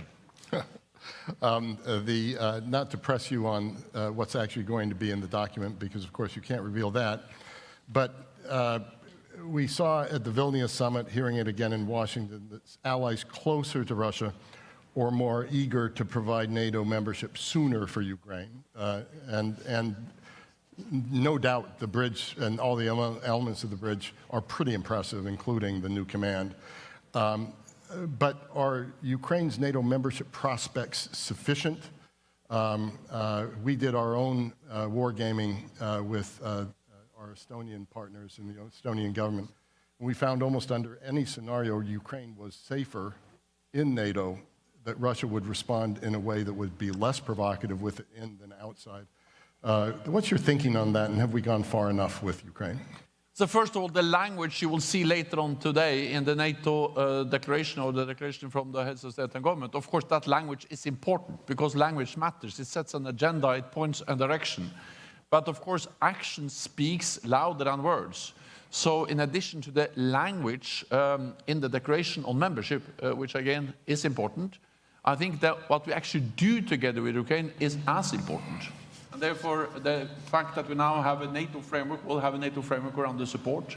The fact that we have a long-term NATO commitment when we agree the pledge. And also the fact that we actually are delivering more weapon systems to Ukraine. All of that is helping Ukraine to become closer to NATO membership. Because when we now deliver F-16s, we don't only deliver F-16s, we deliver the training, the doctrines, the operational concepts that will actually move Ukraine closer to being fully interoperable with NATO on more and more areas. So again, language is important, but the elements in the package I mentioned, they are actually changing the reality, enabling Ukraine to come closer to membership. So we can then, when the time is right, when we have consensus and the political conditions are in place, so when an invitation then is issued, they can become members straight away. I cannot give you a date because, as you know, there has to be consensus in this alliance on membership. But what I can say is that when the fighting stops in Ukraine, we need to ensure that that's really the end. Because what we have seen is a pattern of aggression. First, Russia annexed Crimea. We said that was unacceptable. After some few months, they went into Eastern Donbass. We said that that was unacceptable. Then we had the Minsk I agreement with the delimitation of the ceasefire line. That was violated, and Russia pushed the front lines further east, further west in Donbass in 2014. We had Minsk II, and the Russians waited then for 7 years, and they had a full-scale invasion of Ukraine in 2022, because Minsk II was in 2015.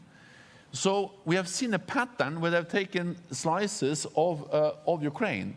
So if there is now a new ceasefire, a new agreement, then we need to be 100% certain that it stops there, regardless of where that line is. And therefore, I strongly believe that when the fighting stops, we need to ensure that Ukraine has the capabilities to deter future aggression from Russia, and they need security guarantees. And of course, the best and strongest security guarantee will be Article 5. So therefore, I believe that a way to ensure that it stops is actually NATO membership. Thank you for that very clear answer.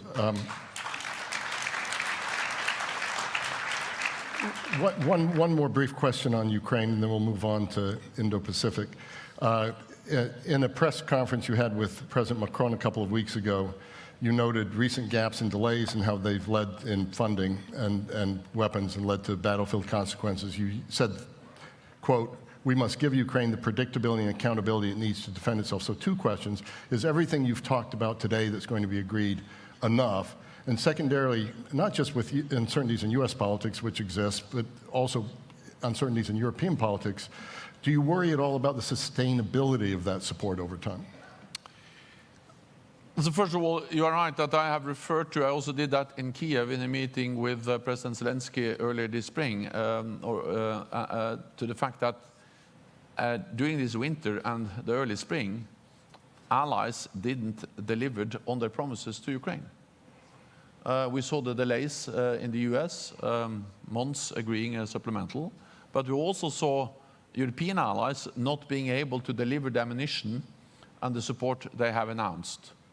So of course these gaps and these delays in military support to Ukraine, they created a very difficult situation for the Ukrainians on the battlefield. The good news in that difficult situation is that despite of the delays in our support to Ukraine, the Ukrainians have actually been able to hold the line, more or less. So the Russians have not been able to utilize these delays in really making any big advantage on the battlefield. Now we are providing more support, and I'm confident that allies will now actually deliver, and we see that, for instance, ammunition moving into Ukraine has been a significant increase over the last weeks. The purpose of a stronger NATO role in providing training and security assistance, the purpose of the command and the purpose of the pledge is, of course, to minimize the risks for future delays and gaps. But of course, you don't have guarantees, because at the end of the day, it has to be support in all the individual allied capitals and parliaments to providing this support. And at the end of the day, you have to go to the Congress, to the parliaments across Europe and Canada to get support. But I believe that when we turn this into something which is more a NATO obligation, a NATO framework, it is the threshold for not delivering will be higher, than when it's based on more voluntary ad hoc national announcements. So the purpose of creating a stronger NATO framework is to make the support more robust and more predictable. It's also another part of this NATO framework for the support on the pledge and the command, and that is that it will visualize and ensure burden sharing. Because my impression is that, especially in the United States, there's this perception that the United States is almost alone in delivering support to Ukraine. That's not the case. When you look at military support, roughly 50% of the military support is provided by European allies and Canada. 99% of the support, military support to Ukraine, comes from NATO allies, but 50% of that comes from European allies and Canada. If you add economic, macroeconomic support, humanitarian support, the European allies are providing much more than the United States. So the point with the pledge is to ensure that we have some kind of agreed formulas for burden sharing, that we have more transparency, and also that we have more accountability. Because then we can use NATO to count, to measure, and to ensure that allies deliver. It's not the same, but it's a bit like the 2% pledge. Because the importance with the pledge we made in Wales in 2014 was actually to give NATO a role to enforce and to ensure that allies delivered. And also that we agreed how to count and what to count. And that's also what we now do with the pledge, to agree how to count and what to count, and to give NATO a role to having also accountability. So again, there are no guarantees, but by giving NATO that role, I think the likelihood for allies delivering what they have promised will increase, and the likelihood of new gaps will decrease, and that's the purpose of giving NATO a stronger role. Thank you, Mr. Secretary General. Let's go to China. This 2022 strategic concept, NATO strategic concept, recognized China as a challenge for the first time and the broader rules-based system. You've noted that Russia imports 90% of its microelectronics from China, which goes into military. Secretary Blinken today talked about 70% of machine tools that help the military coming from China. You've also said that if this doesn't change, as they're fueling the greatest armed conflict in Europe since World War II, allies need to impose a cost. Is it time for that? And what cost can NATO and NATO countries actually impose? So first of all, I think it's important that we recognize the reality, and that's the first step towards any action. And that is that not only are Iran and North Korea important when it comes to enabling Russia's war aggression against Ukraine, but China is the main enabler. Because, as you refer to, they are delivering the tools, the dual-use equipment, the microelectronics, everything Russia needs to build the missiles, the bombs, the aircraft, and all the other systems they use against Ukraine. Well, I have said that. It remains to be seen how far allies are willing to go. But I strongly believe that if China continues, they cannot have it both ways. They cannot believe that they can have a kind of normal relationship with NATO allies in North America and Europe, and then continue to fuel the war in Europe that constitutes the biggest security challenge for our security since the Second World War. So this is a challenge for the alliance. Let's see how far we're willing to go as allies. So we're getting close to the end of time, so just two other brief questions. First, Indo-Pacific 4, Australia, Japan, South Korea, New Zealand are here. Third time taking part in NATO summit, but it's going to be the first NATO joint document with this group. Can you give us some insight into what might be in it and any concrete outcomes? Yeah, so first I would just say that the fact that we now are engaging so closely with our Indo-Pacific partners, Australia, Japan, New Zealand, and South Korea, that reflects a change in NATO, because that was not the case a few years ago. And as many of you may know, the first time we mentioned China in an agreed negotiated document in NATO is at the NATO summit in London in 2019. And in the previous NATO strategic concept, China was not mentioned with a single word. Now China has a prominent place in the strategic concept we agreed in Madrid. And the fact that we now are engaging so closely with our Indo-Pacific partners reflect, of course, the fact that we have to take China seriously when it comes to the challenges it poses for our security. And the war in Ukraine is perhaps the most obvious example, or as the Japanese Prime Minister has said several times, what happens in Ukraine today can happen in Asia tomorrow. We are now working with our Asia-Pacific partners how we can do more together with them. We will agree some flagship projects. That's about technology, it's about support Ukraine.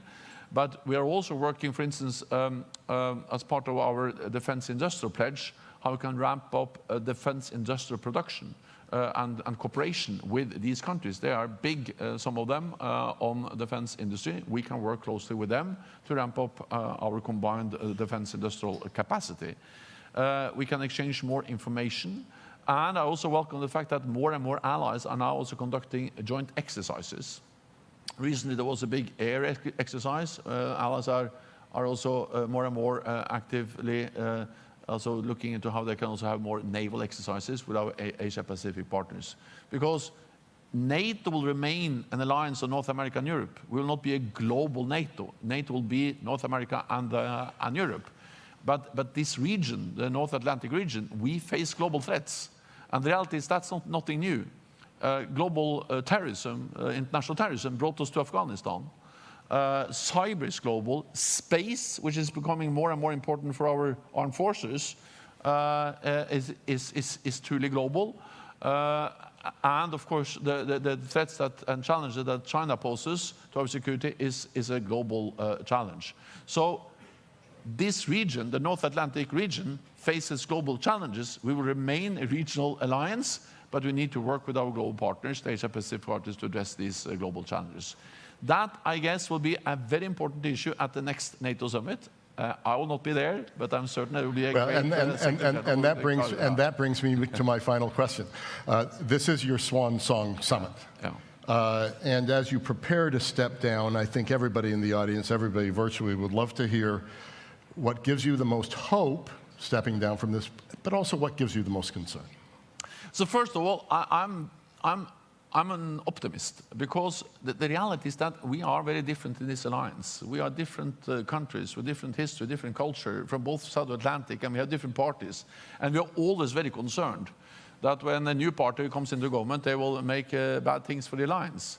And if you read the history of NATO, we have been concerned about that from the beginning. There were big concerns in NATO when you had when you actually got a democratic elected government in Portugal in 1975. They were concerned we're not going to be committed to NATO. There were concerns when you had some left-wing parties coming into government in some European countries in the 70s. When I formed my government in 2000, my second government in 2005, there were big concerns that we had a left socialist party there. It went quite well, to be honest. And now there are big concerns again. But the reality is that despite all these differences, which are part of NATO, we have proven extremely resilient and strong. Because when we face the reality, all these different governments and politicians and parliamentarians, they realize that we are safer and stronger together. And that's a very strong message. And that's the reason why this alliance prevails again and again. As I said in my speech yesterday, we cannot take it for granted. It's not a given. It was not a given in 1949. It's not a given now. It's not a given in the future. But the reality is that we have so strong common interest in standing together. So therefore, I'm optimist for the future of this alliance. That was the first question. The second I've forgotten. I think I answered both of them. But I will only say one thing, and that is that I remember very well when I became Prime Minister in 2000. First of all, I attended my first NATO summit in 2001. That was a very different guest list. It was President Bush, newly elected. It was Gerhard Schröder, Tony Blair,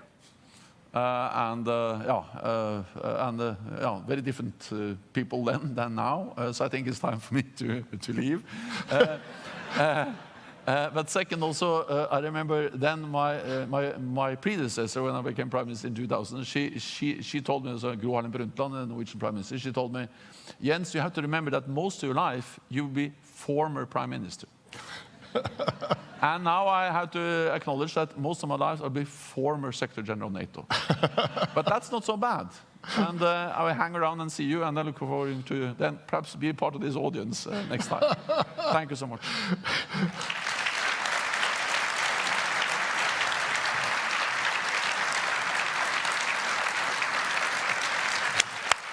Thank you.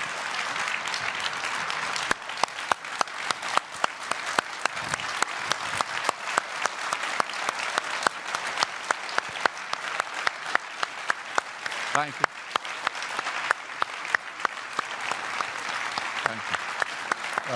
Thank you. Thank you. Mr. Secretary General, nothing more need be said. Thank you. Thank you. Okay.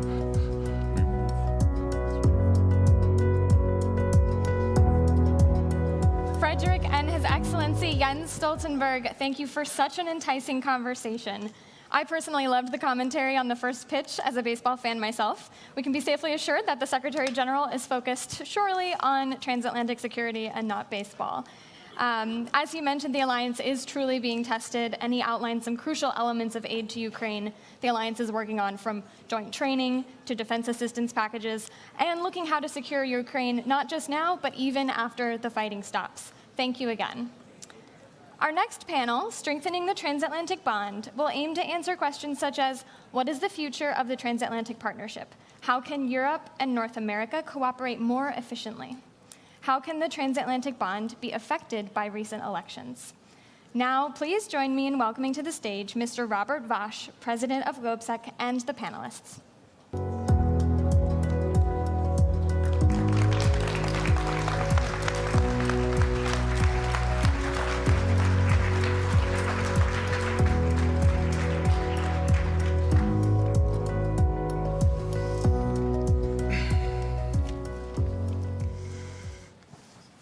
Thank you very much, and welcome to this very high-level panel, I would say. We have an extremely good setting in this panel for this conversation, and we have something like 55 minutes, so it will be quick and speedy. My name is Robert Vasch. I'm the president and founder of GlobSec, and I'm extremely honored that I have the opportunity to partner in the consortium with our American friends and with the White House to organize this forum as the only European partner. Yesterday, thank you. Yesterday we were celebrating the 75th anniversary of the alliance in the Mellon Auditorium, in the same room where the Washington Treaty was signed.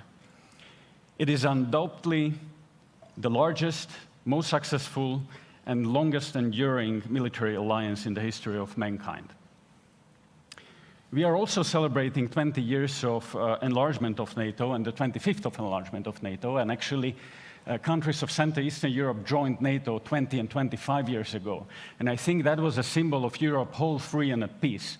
Something that was not automatic, something that leaders needed to take hard decisions, and they needed to make bold decisions to make it happen. And 20 years later, I think it is a great success.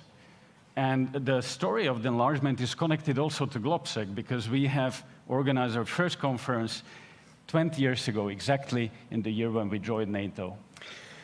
We have here, and I'm happy that I'm joined here in the panel by Peter Pavel, the President of Czech Republic. Welcome. Hello.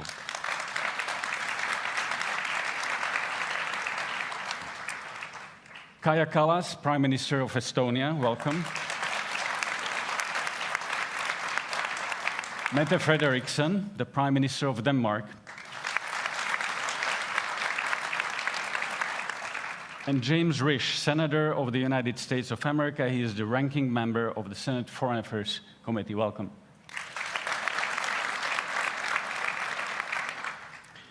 As we celebrate the 75th anniversary of NATO, and all these anniversaries that I mentioned, at the same time we are facing the most difficult challenge for the alliance, and that's the Russian aggression in Ukraine. The war is back in Europe. And we've done a lot, we united, and we've been stronger than ever. But is that enough for the future? Is that enough to secure our future? Are we up to the speed? Because Russians are speeding up as well in Ukraine. So these will be the questions and the conversations we'll be talking about today. So let me turn to you, Prime Minister Kallas, first. You come from, and by the way, congratulations on nomination to be the High Representative of the European Commission.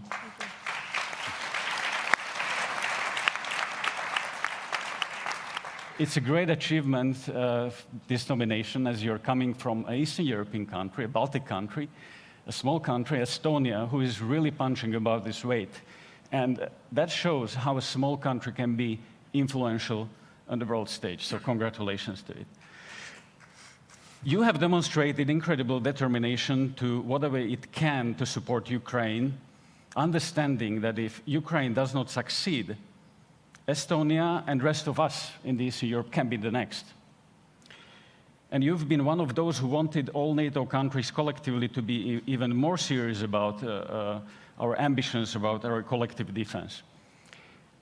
Emmanuel Macron at the GlobSec Forum last year in Bratislava said that NATO is not brain dead anymore, that it was revived by electroshocks in the East.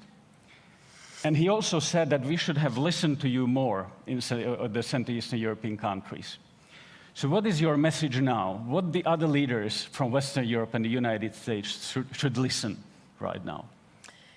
First, I want to correct one thing, and that is I never say that the Baltics or the eastern flank is next, because we don't have any second or first class countries in NATO. We only have NATO countries. So if Russia decides to move on and really uses power to attack, then it's going to attack NATO and not single countries. And this is actually one of the narratives that Russia wants us to buy. Because they constantly separate, like the Baltics and the Warsaw-backed countries are separate, from the NATO. Like it's not like Germany or France. No, we are in NATO, and that's why we have the Article 5, and that means that attack on one is attack on all. But you're correct in that sense that these. War in Ukraine and our response to it actually determines also whether NATO is credible or not, whether it is also acting as deterrence for Russia. Why we don't have a war in NATO's countries is because Russia is not taking up that fight. Why Ukraine is having this war is because they are in the gray zone. They are not under NATO's umbrella. And therefore, my conviction is that Ukraine will have to become a member of NATO when we want to have, get rid of conflicts and the areas of gray zones, because gray zones are sources for the potential conflicts, and I don't think it's good for the peace. Thank you, Prime Minister. And I will come back to you in the second round. But let me move to Prime Minister Mette Frederiksen. Denmark is a great example how a country can rather seriously change its approach to defense and rise up to the challenge. Denmark was supposed to reach the 2% of defense spending by 2030, and you just recently announced that Denmark will do this this year, so 6 years earlier than it was planned. It's a pretty big increase from 1.3% that you had 2 years ago. Denmark has also been robust in supporting Ukraine, ranging from providing Ukraine with F-16s, fighter jets, and preparing its air force capabilities to making bold decisions to give Ukraine even maybe an entire artillery stocks. These are all very difficult questions to make. At home, you say no, which is good. It's a good leadership. It's not difficult. But my question is that how long can we sustain these decisions? Are we in the risk of Ukraine fatigue in the future? And how do we prevent it? Well, first of all, it's not a difficult decision. It's the right decision. Yeah, you have to do what is the right thing to do, and doing the right thing is never difficult. And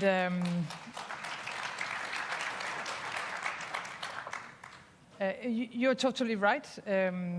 We decided many months ago to give away our entire artillery to Ukraine. Why? Because it's better used in Ukraine than it's used in Denmark. And we have to do the same now with air defense. We have a lot of air defense systems in the NATO alliance. It's better used in Ukraine than it is used, especially in the western part of NATO. The eastern part is a different case. And we said from the very beginning of the war that we are going to stand with Ukraine for as long as it takes, and with what it has to. The measures we have to take will be taken. I'm very proud of everything we have done collectively. And we have a stronger NATO, we have a stronger European Union now than when the war started. But we have to admit that we have been moving too slow. I think we have to speed up, we have to scale up, and we have to take a decision, do we want Ukraine to win the war or not? And I see no signs in Russia and in the Russian behavior that they are going to stop with Ukraine. When I watch Russia through the last years, but also now, not only in Ukraine, but also in the West Balkans, what they do in Europe with cyber attacks, hybrid attacks, disinformation. Look at what they're doing in Africa, in the Middle East. They're trying to destabilize everything we believe in. Everything we believe in. And therefore, asking me, it's not enough to provide the Ukrainians with what they need to defend themselves. We have to provide them with what is needed so they can beat Russia and push Russia back. And I think this is the main, it has to be the main discussion on the table also in the coming days. And you are right, when I came to office 5 years ago, we were spending 1.3 on defense. Now we are spending 2.4. And if you ask me, are you sure it will be enough in the future? I cannot say yes, because we have to put it the other way around. And let me just conclude by saying what you have said from US for many years now to us in Europe, you have to be able to protect yourself. You have to spend much more money on deterrence and defense. You have been correct. And we have to admit from a European perspective that we were depending on you. We're still depending on you, and never leave us alone. Never. We have to fight together also in the future. But you were right, that we have to be able to defend ourselves. And putting that question on the table, then you cannot say 2% is enough. Then you have to put it the other way around. Exactly. So Ukraine is... And that's exactly the leadership we really need in Europe, to say that Ukraine is not only fighting for its sovereignty, it is fighting for the very basic principles of international law and of the principles of European peace and security. If we give up on these principles, who will believe us in the future? So it's the part, so deterrence of any other parts, not only of the NATO territory, but of our allies, starts in Ukraine. Absolutely, and winning in Ukraine. So thank you for that clear leadership. President Pavel, you are the president of Czech Republic, who is leading a lot of international initiatives supporting Ukraine, especially the ammunition initiative that has really caught interest internationally. So Czech Republic is also pushing or punching above its weight. You also spent all your career in military. You were also chairman of the NATO Defense Committee, and you will be hosting the next GLOBSEC summit in Prague, and we are very glad. Thank you for that. But your voice has been among the boldest when it comes to helping Ukraine, defeating Russia, and building strong Europe's military strength. So But you also said several times that we need to manage expectations on the war in Ukraine. Your assessment was, and correct me if I'm wrong, was that we cannot expect Ukraine to liberate all its territory anytime soon, especially given that if we are not providing Ukraine with all that it needs to win. So my question is, we all say that we stand with Ukraine as long as it takes. Is it a winning strategy? Shouldn't we say whatever it takes? Do we have a consensus within NATO on what our short-term and long-term goals in Ukraine are? And most importantly, if we have these goals in place, do we have a consensus on how to achieve them and how to provide the means for Ukraine to win? Well, I'm not going to fight the words if it should last forever or how long does it take. But I believe it's a matter of principle. It doesn't matter if we take it as a matter of liking or disliking Ukraine. It's about if we like to live in a world where rules matter or not. And this is what is it all about. I believe that supporting Ukraine is a matter of principle. We want to live in a world where also smaller countries are protected, where they have the guarantees to live up to their aspirations. And that's why we believe that it's necessary for our own interest to defend Ukraine. But of course, reality is different. We haven't given Ukraine anything they needed for successful defense from the beginning. There were some delays and gaps that cost Ukraine a lot of lives and some territory, but also some self-confidence when it comes to meeting their own goals. Right now, we are trying to give Ukraine everything to defend their territory and not to allow Russia to progress. Because under the circumstances that Russia has a chance to succeed, to progress, there will be no chance for stopping the war, for taking Russia to the table. So right now what we need to do is to provide Ukraine with ammunition, armor, long-range artillery, missiles, and especially air defense to prevent Russians from successful attacks on civilian infrastructure, as we saw it recently in Kyiv and as we see it in Kharkov and many other cities. And at the same time, to come up with a lot of effort on a diplomatic and political arena to get support of as many countries as possible to push on Russia and China to sit to the table under the meaningful conditions, not conditions that were presented by Russia. Obviously, we cannot accept that the territories currently occupied by Russia will be recognized as Russian. Because that would mean that we would go against the principles on which our societies are built. But we would probably realistically accept that there will be part of Ukrainian territory that will be temporarily occupied. But such a situation shouldn't prevent us from going on with Ukrainian integration into NATO or the EU and pushing on restoring their full sovereignty in a foreseeable future. But for that, Ukraine really needs our support and full determination in our own sake. Mm-hmm.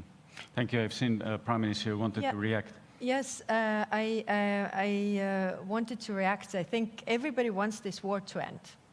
So that is very clear. And what we have to do, I mean, of course, give military aid to Ukraine. But there's also one element that needs to be addressed. And that is, we have the sanctions in place so that, Russia wouldn't build its war machine, really. But then, if it is true, that what was written in the media, that the Russian missile that hit the hospital, children's hospital, actually has Western elements in it. So they are not able to bomb if they are not using the Western elements to build this. Mm-hmm. And this is very important. When I go to different European countries that are further away from the war and don't see Russia maybe the way that we do, then I see this will still, to profit from it. It doesn't really concern me. I just want to do my trade, and we see the circumvention of sanctions. But these are the same companies that are complaining that our businesses are hurt, our economies are hurt because of it. But actually, we need to concentrate our efforts, everybody. And of course, it's painful. It's painful, but if we do it, the war could be over sooner than when everybody's dragging their feet and thinking that, okay, it doesn't really concern me, I can still profit from this, and then eventually it will go on longer than we want. Yeah, absolutely right. Let me move to Senator James Risch. You've been a very strong supporter of the alliance and of Ukraine and of our collective security, and thank you for that.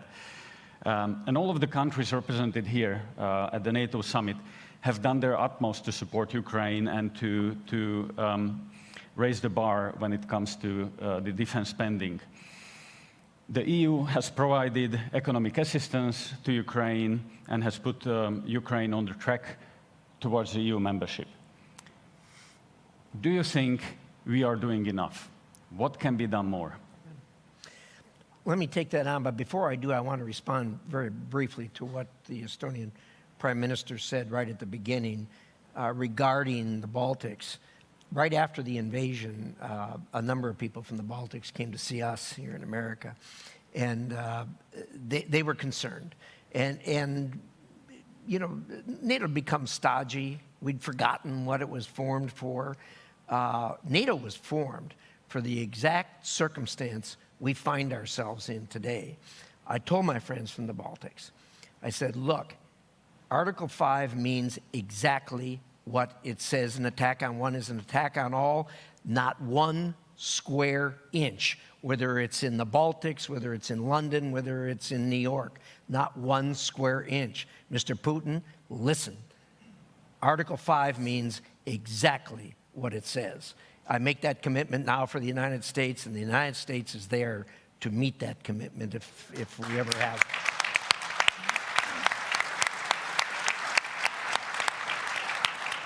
So let's take on that question, are we doing enough?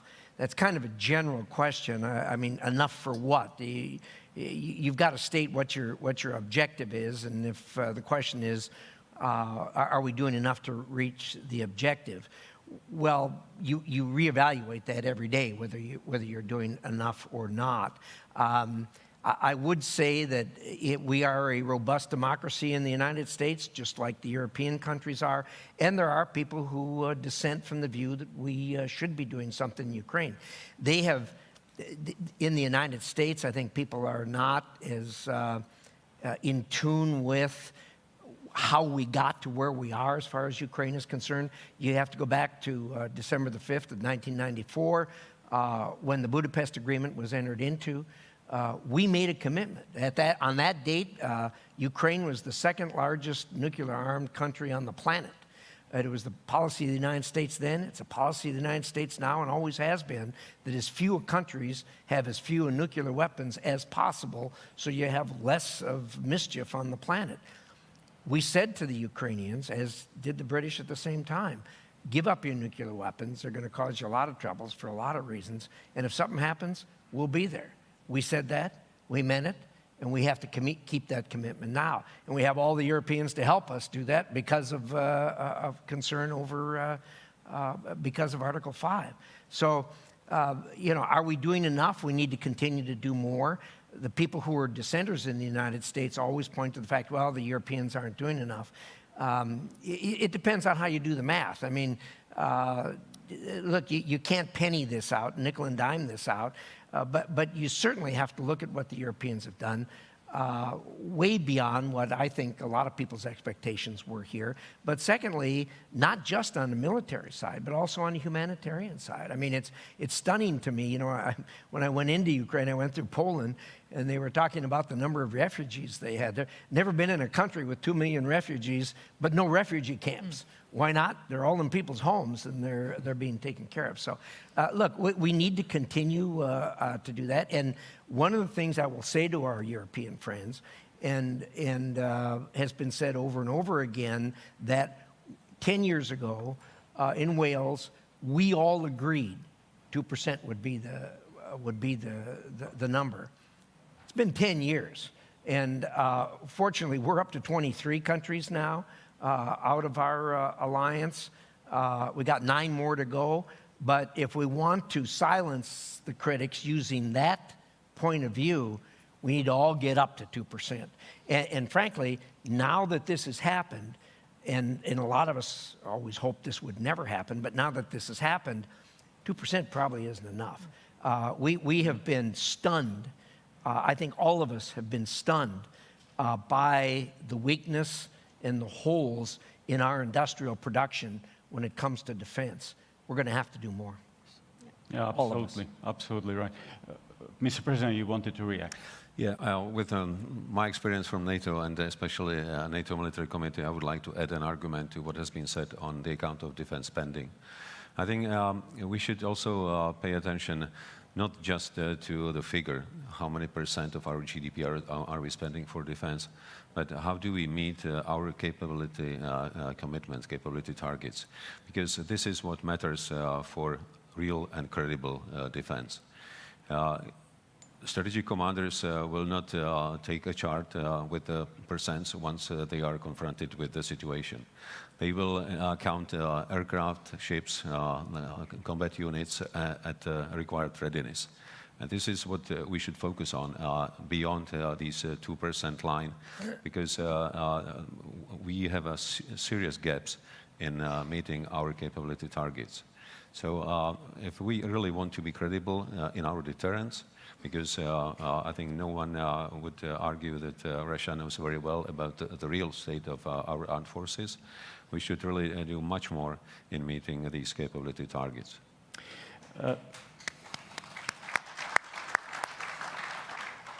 I will give you the word in a second, but I would like to follow up on what you said, because we at GlobSec in several reports, we've been saying that there are several transatlantic gaps. One is in the defense spending that we are closing down. Another one is in the efficiency, how we spend this money. In Europe, we have a huge potential still to increase the efficiency of that spent money. And the third transatlantic gap that is not closing down, but is growing, is the technology gap. Yeah. US is much faster in the technological innovation than Europe, and Europe is lacking behind. This is going to create serious troubles in the future if we don't act now. And NATO has started with the Diana, with the Innovation Fund, etc. But I think we need to speed up Europe, that it's up to date. Prime Minister Frederiksen and then Kallas. But that was exactly the point I wanted to make, actually, because one thing is, of course, traditional deterrence and defense. And we have to wrap up, especially on our industry. And I think it's quite clear. I mean, some of us have said for many months that we are able to finance more deliveries for Ukraine, but we don't have anything on stock on our own.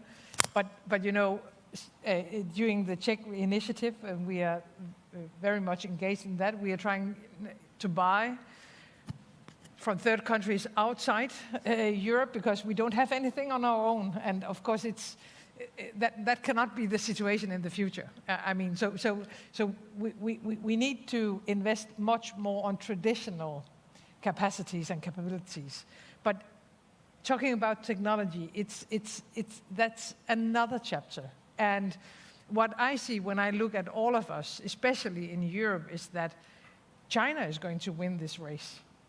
I'm not afraid if US is going to win the race, but if China is going to win this race, then I am afraid. And when I look at Quanta, when I look at AI, when I look at the pillars that are not traditional security issues, but it is today's security, energy, and our industrial production and so on. It's all interlinked. And China is way ahead of Europe. And so that's why I'm saying we're sure that 2% will be enough, because I think the 2% maybe can cover the traditional security questions. But if we are going to include technology, and we have to do that, and we are, as a country, very much engaged in Diana, especially on Quande, we have to, I think, invest much more, and we have to build much stronger partnerships outside NATO. And that's why it's important that tomorrow we are going to see our friends and partners from Japan, South Korea, Australia, and New Zealand for the third time now in a row. We cannot do this on our own, but please be aware about China, and let us not repeat the mistakes we have done about Russia in the future with China.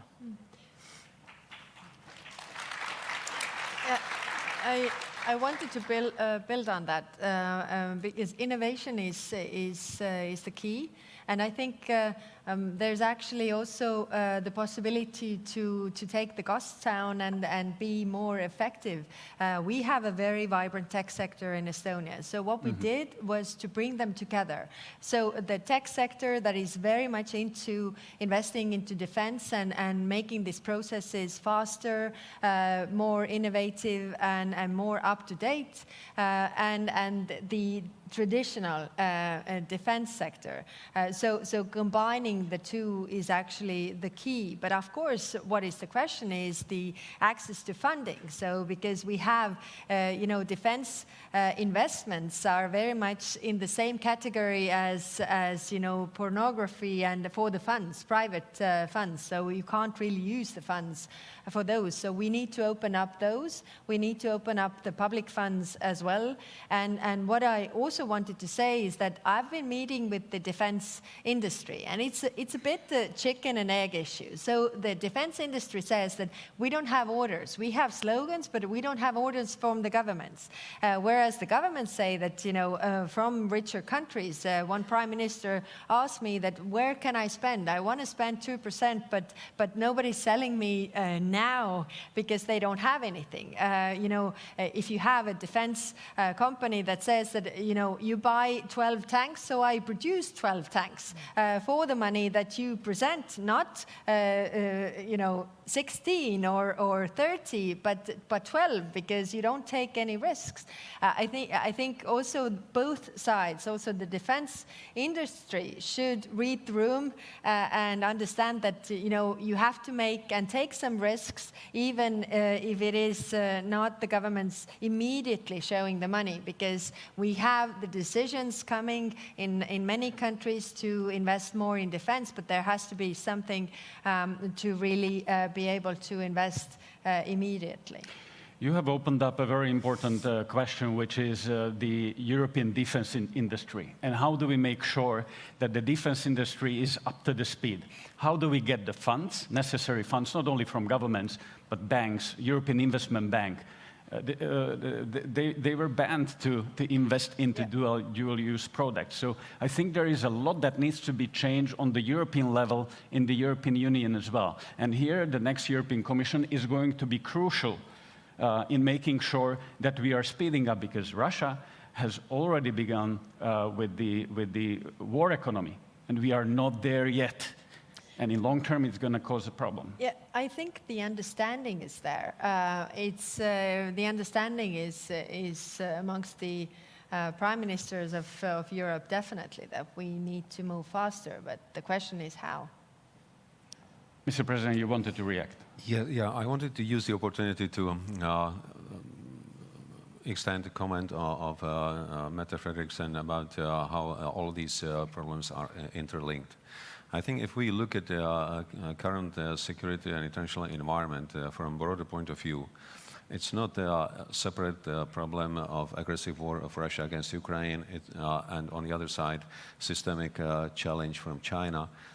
it's all linked together, because what we see now is a confrontation of two systems. On one side, democratic countries, being in NATO, EU, or elsewhere around the world, including Indo-Pacific. On the other side, different forms of autocracies, mainly now represented by Russia and supporting countries, China, North Korea, Iran, but many others. And if we want to prevail in this global confrontation competition, we really need to approach our cooperation from different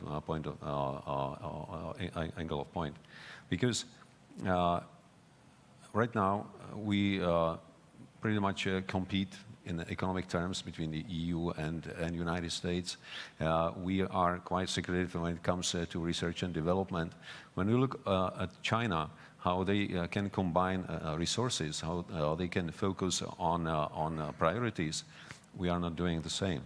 I think if we look at it not only from the point of view that we need to support Ukraine so that they defend their territory, because if Ukraine fails, it doesn't only mean that the security in Europe will be worse. It will be much worse globally, because it will also encourage China to be more assertive and aggressive.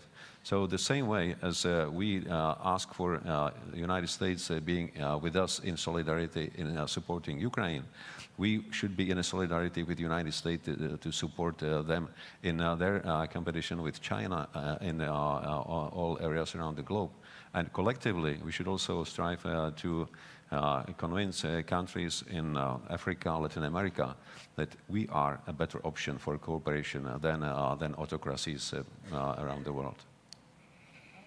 Quick reaction from Senator. And when you talk about our competition with China, it isn't just our competition with China, it's your competition with China. And look, what's going on with Russia, I think is a warm-up for the rest of this century as we compete on the planet.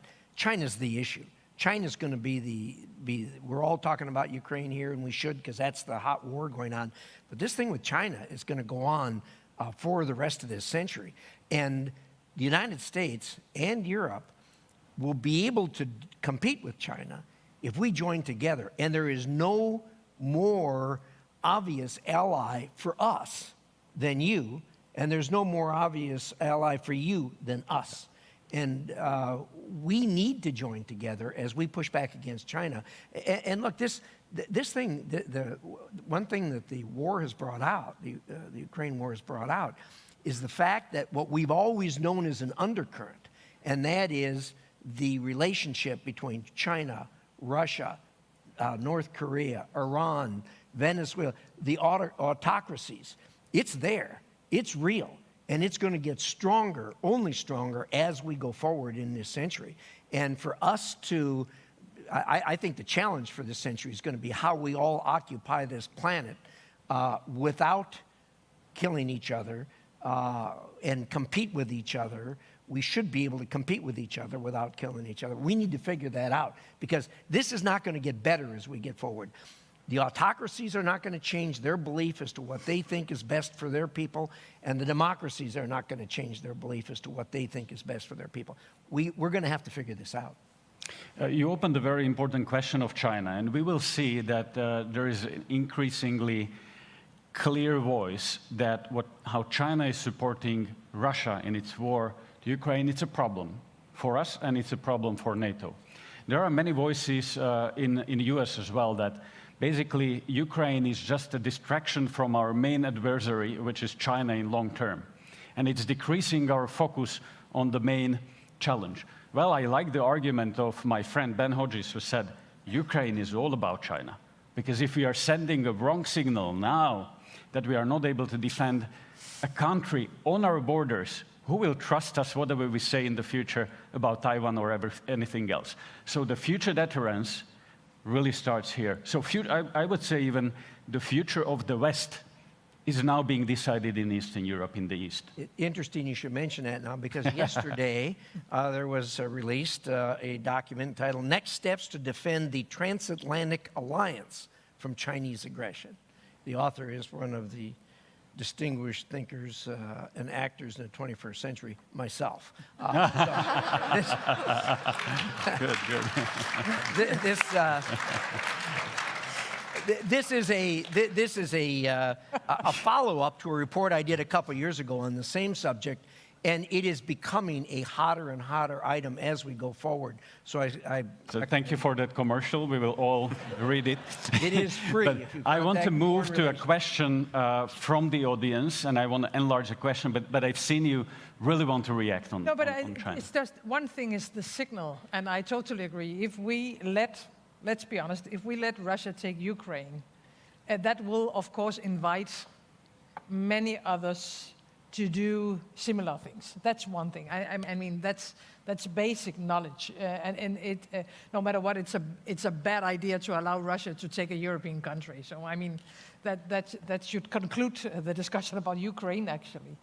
But the other thing, and I think that is extremely important, that the triangle between North Korea, Iran, and Russia is something we have to have as top of mind now.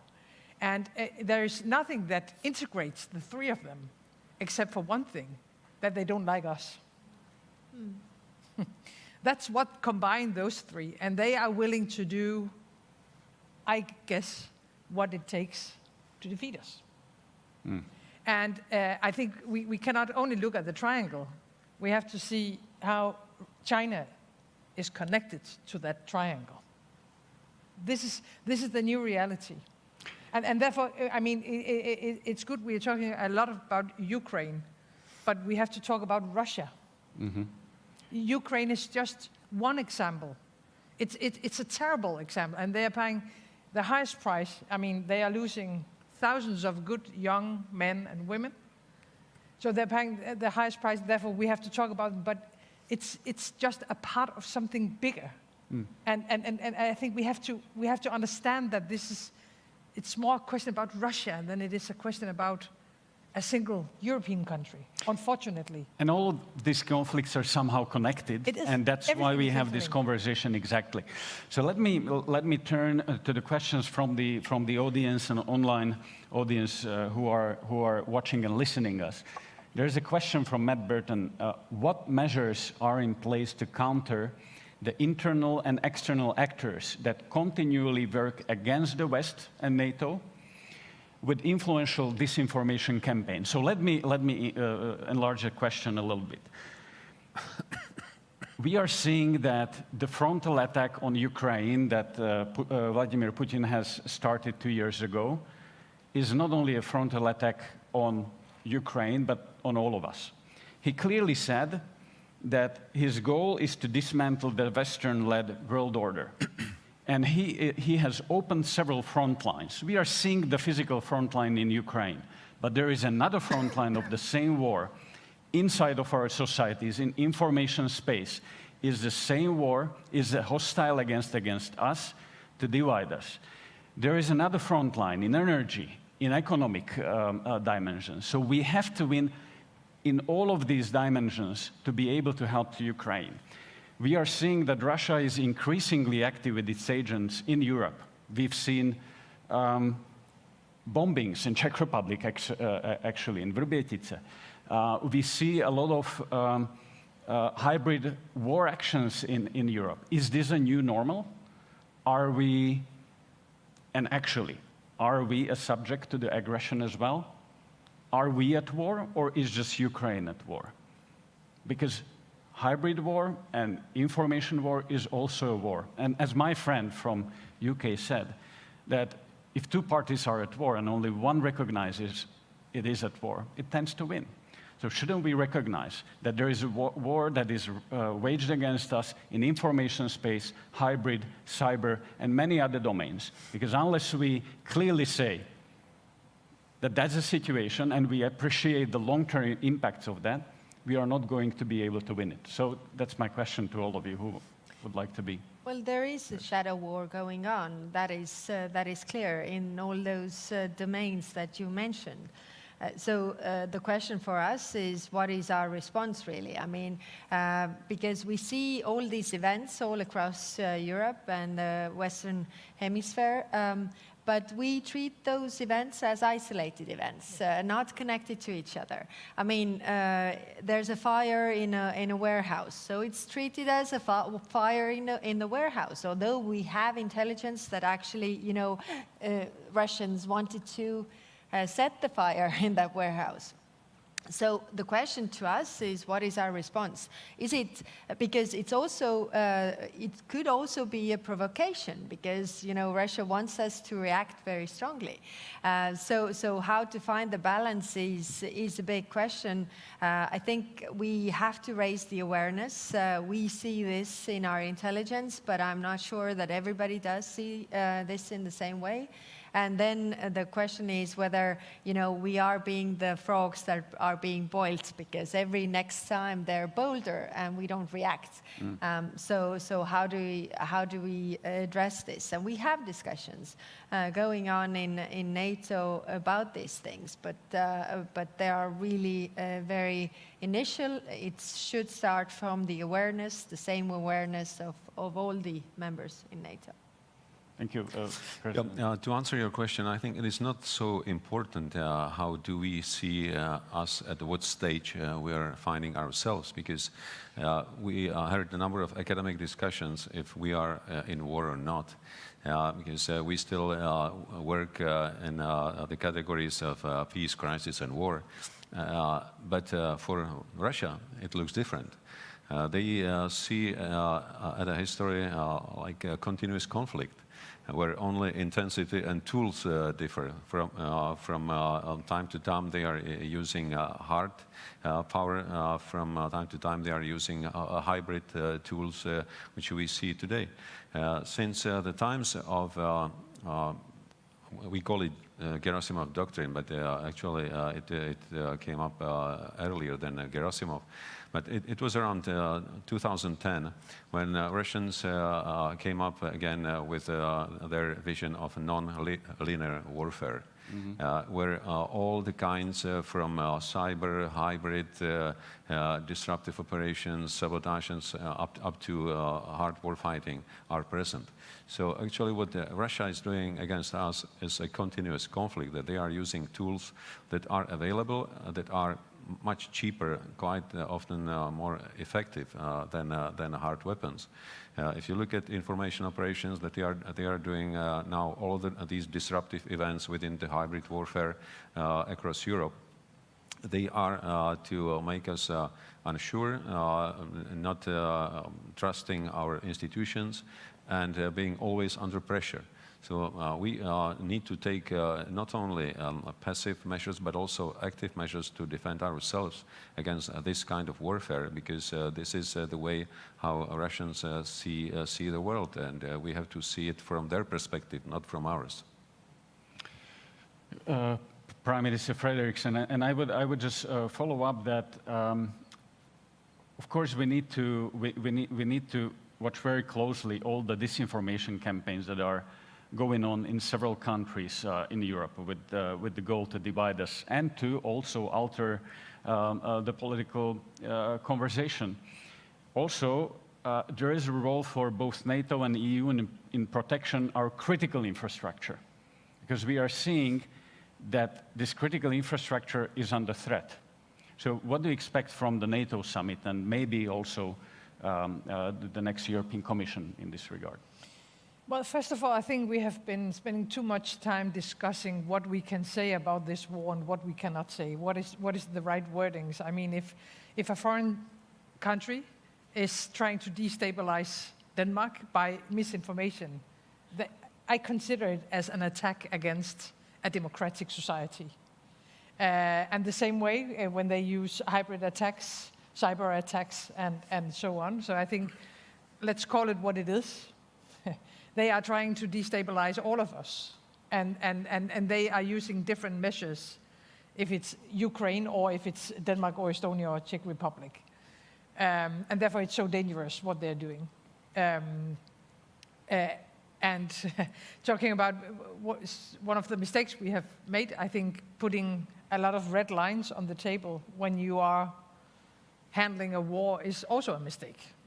I mean, It's simply giving the enemy two good cards on his hand when you are, all the time telling Russia what we are not going to do or what we are not going to accept, instead of putting it the other way around, that we are willing to do whatever it takes to defend Europe and to defend our alliance and to defend the world order that we believe in and that we have built since the end of the Second World War. I think the awareness is rising. I agree that we cannot see all these episodes as isolated. We have to see the system in it, and they all, again, it's all interlinked, and therefore I think we have to take it more seriously. And maybe the most important question as NATO countries is: are we going to accept it? Are we going to accept that they are attacking us every day now in Europe with different measures? And I don't think we should accept it. Thank you. So we are running out of the time, and I have plenty of questions. But let me ask one, and that's that NATO has proved to be very vital 75 years. Politicians are coming and going. We have elections everywhere. And there is an important election coming up in the United States. And we've seen that many of the conversations in supporting Ukraine, NATO, etc., are also, not only in US, but also in European countries, are somehow domestic conversations about, and they are connected with domestic conversations on economy, etc.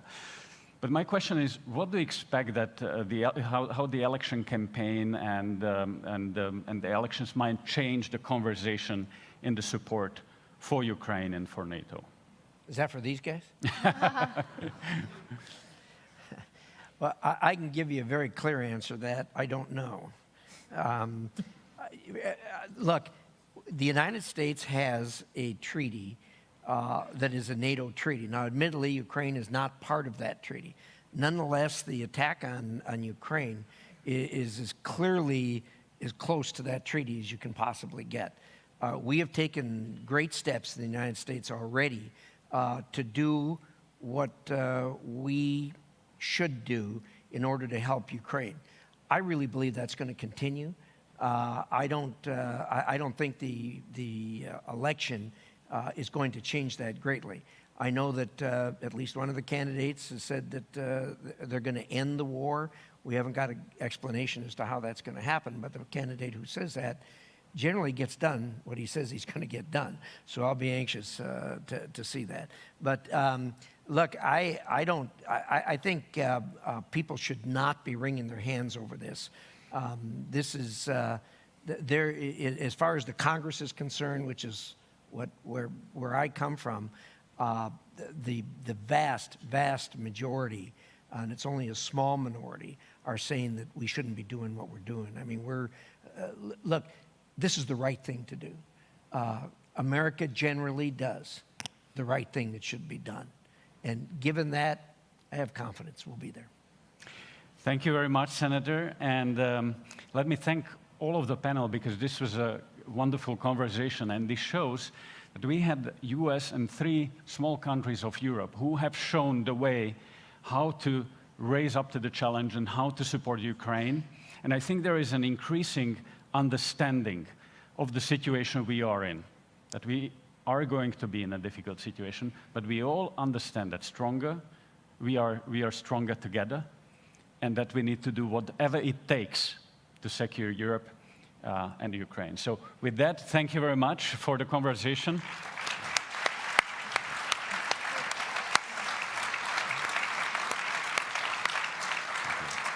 And I wish you a nice rest of the day. Thank you.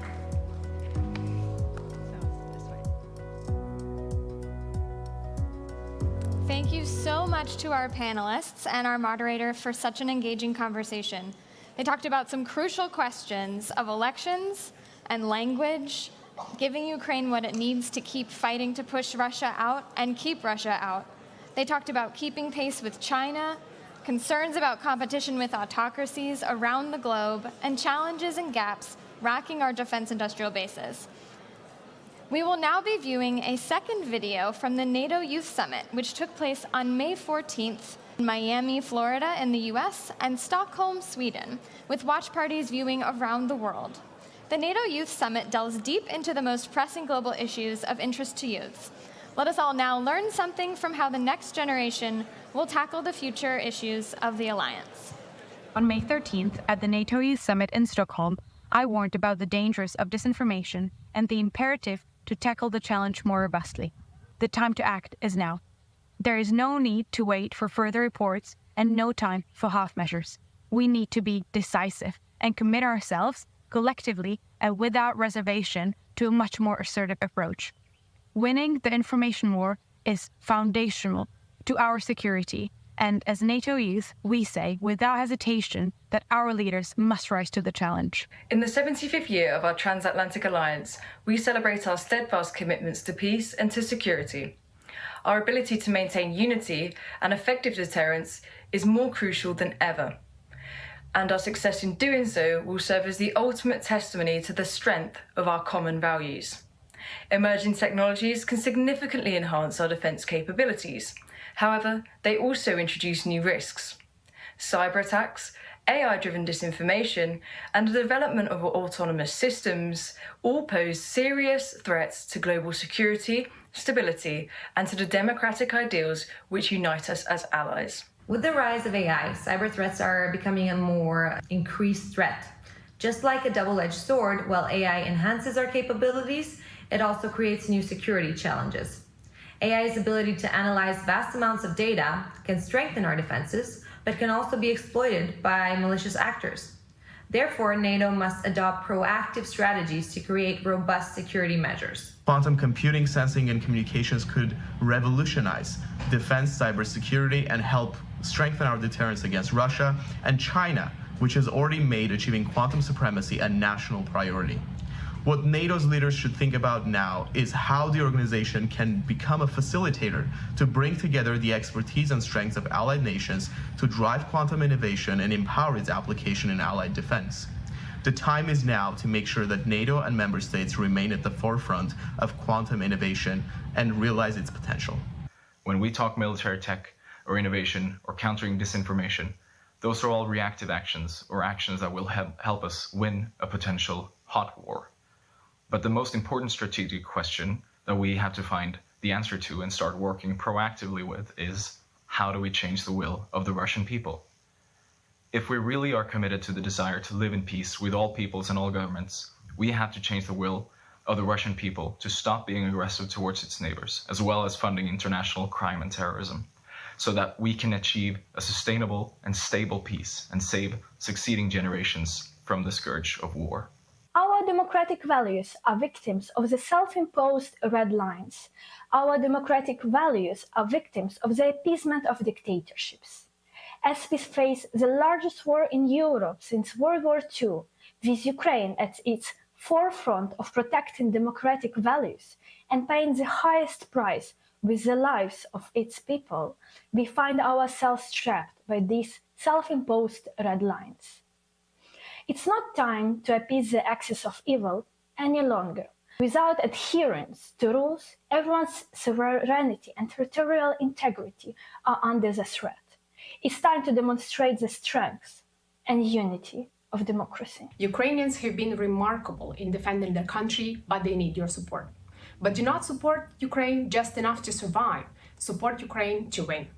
We know that decisions in democracies take time, but time in Ukraine is not measured by days, hours, or weeks. It's measured in human lives. Therefore, do not let political games and individual interests get in the way of decision-making. Therefore, I urge you to be bold, to be brave, and to be decisive. The biggest gift for NATO's 75th anniversary would be a victorious and free Ukraine. Thank you. What a great way to highlight the individuals and issues that will be shaping tomorrow with our youths. Now, please join us for lunch, where we will all be able to discuss these pressing issues before resuming our programming. For those of you joining us online, you will now hear a series of interviews. The first from His Excellency Alexander De Croo, Prime Minister of Belgium.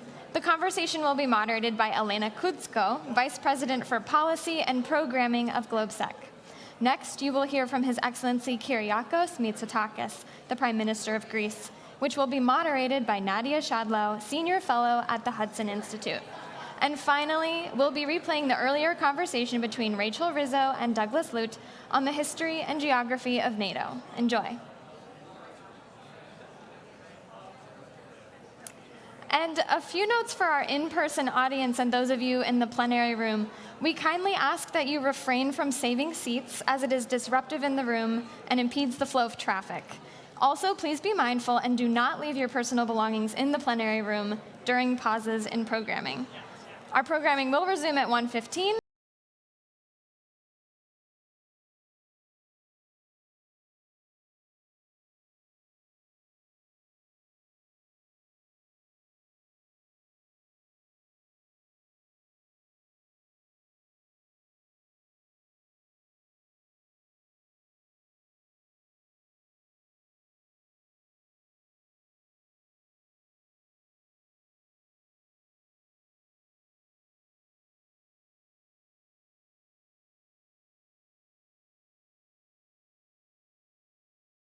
In 6 out of the 10 domains that are of the general request of Ukraine.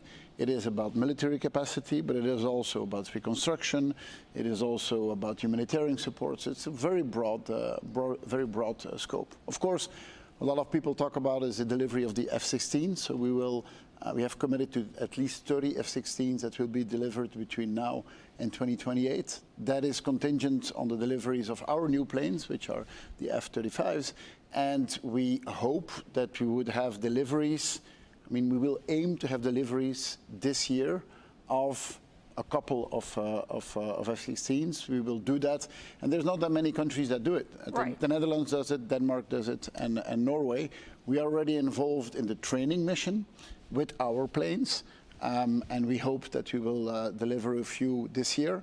With the 30 that we committed, we will be the biggest contributor to the fighter jet capacity of Ukraine. And of course, the sooner they arrive, the better. Obviously, the sooner they arrive, the better. Of course, we have to maintain our own defense capacities. Our F-16s are being used today, for example, in the Baltics, for Baltic air policing, to protect NATO territory for almost daily trials from the Russian side to see how much we defend. So we really have to balance that. Well, the earlier the F-35s are delivered, the earlier we can deliver. And what's the timeline on those ones? So we have 4 that we have now for the moment already. They are in the United States here for training purposes for our pilots, and we will start getting those during the course of next year.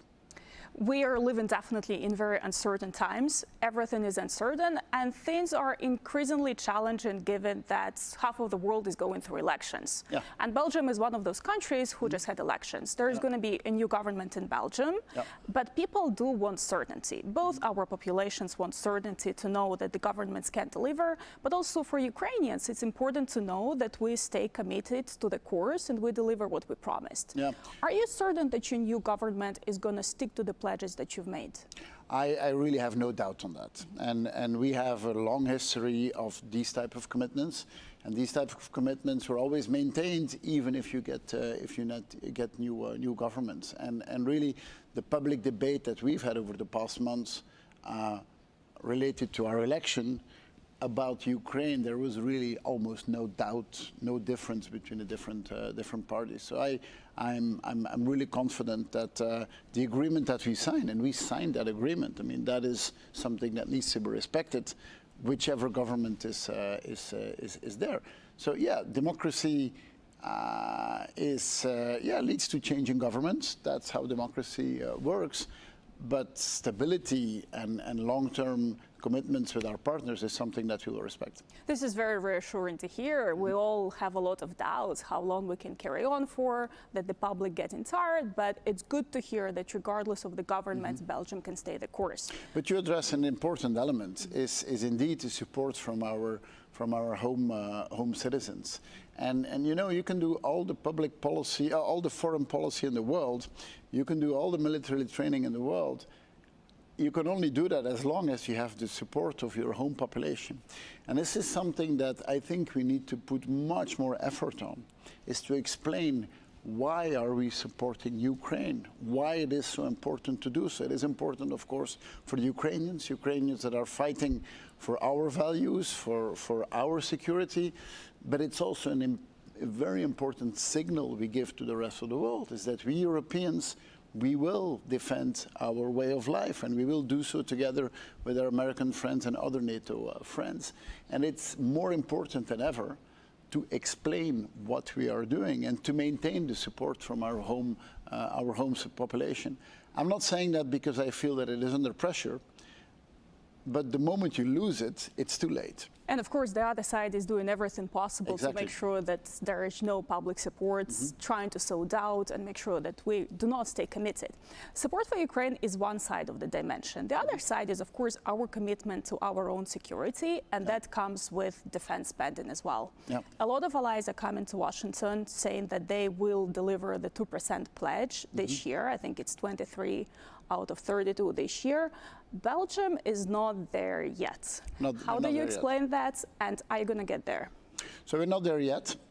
We have increased our military spending with 30% over the past 3 years. So it's very significant what we have done. We have a path set out by 2030 and 2035. True, it will take us some time to get there. But to me, that's one dimension, and it's one dimension that we need to deliver on. But besides what you would call an input metric, which is how much do you spend, we also need to look at output metrics. And output metrics is how active are you if there are requests. And there, Belgium has always been at the forefront. When there were requests to use our fighter jets, we were there. When there were requests to use our marine capacity, we were there. So you really have to look at both dimensions. And I think it's important then when you increase your spending, that you increase your spending in a way that it builds an industrial supply chain. And we know that today is spending more, but spending in a way that you develop an industrial capacity, that you develop technological capacity, that you also develop the human side of defense. Doing that in a well-organized way, I think, is the main challenge with which the 32 countries are confronted. I'm so glad you're bringing it up. I was actually very excited about the conversation with you. I know that you did MBA actually here in the United States, and this business mindset seems to be something that all leaders, political but also military leaders, desperately need right now. So what is your recipe? What Europeans can do better to increase defense capacity? What kind of investments it needed? What kind of change of policy would it take to get there? Okay. So yeah, we have a long history of very national defense spending. And most of our militaries would mostly buy with their own industries, which has led to an incredibly fragmented supply chain. We see that now those borders are being broken, and you see that there is M&A activity that is happening across European borders, and that's a good thing. I think next to that, as you pointed out, we need more investment. There is a tendency to always look at public investment. Now, I think public investment has a role to play, but the real volume of investment needs to come from private investment. And it's not that there is a lack of capital throughout Europe. I mean, we are a rich continent with people who have savings and who want to invest their savings. And so we need to create a very attractive business case for our population to say, you know, your savings can be used to invest in technology that will make us safer, that will help us to maintain our freedoms, our way of life. So that means that public investment has to play a role, but it really has to be merit-based. So not in the classic way where we say, okay, we have 10 billion, we're going to split it up within Europe, for example, across 27 countries. Let's look where the capacity is, let's look where the expertise is, and allocate it based on the merits and not just on an accounting principle. And that public investment should be used to leverage private investment. And getting the private investment going into those industries is how we will get there. So I'm not against public investment, but I think public investment should be something that is an accelerator to get private investment going. Right, and it's a bigger problem in Europe where we have not particularly well-functioning capital markets, but also when we're talking about investments in defense, we need to make sure that it complies with our own ECG standards. So there is a lot of work to do on this dimension. There is a lot of work to do, and our ESG standards, of course, date a bit from another era. Yeah. And the world has changed so rapidly. So yes, we need to adapt to that. But I mean, that is why the world is changing. I mean, if you look at NATO, what are the two pillars of NATO's success? And we're here to celebrate 75 years of NATO. The first pillar, obviously, is solidarity. Is we say we stand shoulder to shoulder and we will defend one another. But the second element, besides solidarity, is adaptability. The world has changed so much and so fast in the past 75 years. And an organization like NATO has only been successful because it can adapt. And it's quite clear that, again, we will need to adapt to a new environment. And I'm afraid we're running out of time, but I'll sneak in one last question. Yep. We've been covering a lot of ground here, but also at the NATO summit. What do you think, though, is the blind spot, a particular challenge that we're not paying too much attention to right now, but we will regret it in the future? Well, so I think one of them was working on our own public support that we addressed. I think a second one is what we would call the southern flank, is what is happening in the Sahel, for example. I'm convinced that if there would not be the war in Ukraine and the dramatic violence in the Middle East, that we would be talking much more about what is happening in the Sahel. So this is something that we need to address. It's good that at this summit we've come up with an action plan, but I'm convinced that in the next years we will be investing way more into stabilizing the Sahel, into creating economic development there. All of that is necessary for us. If we want to live well, we need to make sure that our neighbors are living well as well. And that will need a big engagement from our side. Thank you so much, Mr. Prime Minister. I'm afraid I'll have to release you back to the NATO summit negotiations. We appreciate your time here. And thank you so much, everybody, for being with us today. 9, 8.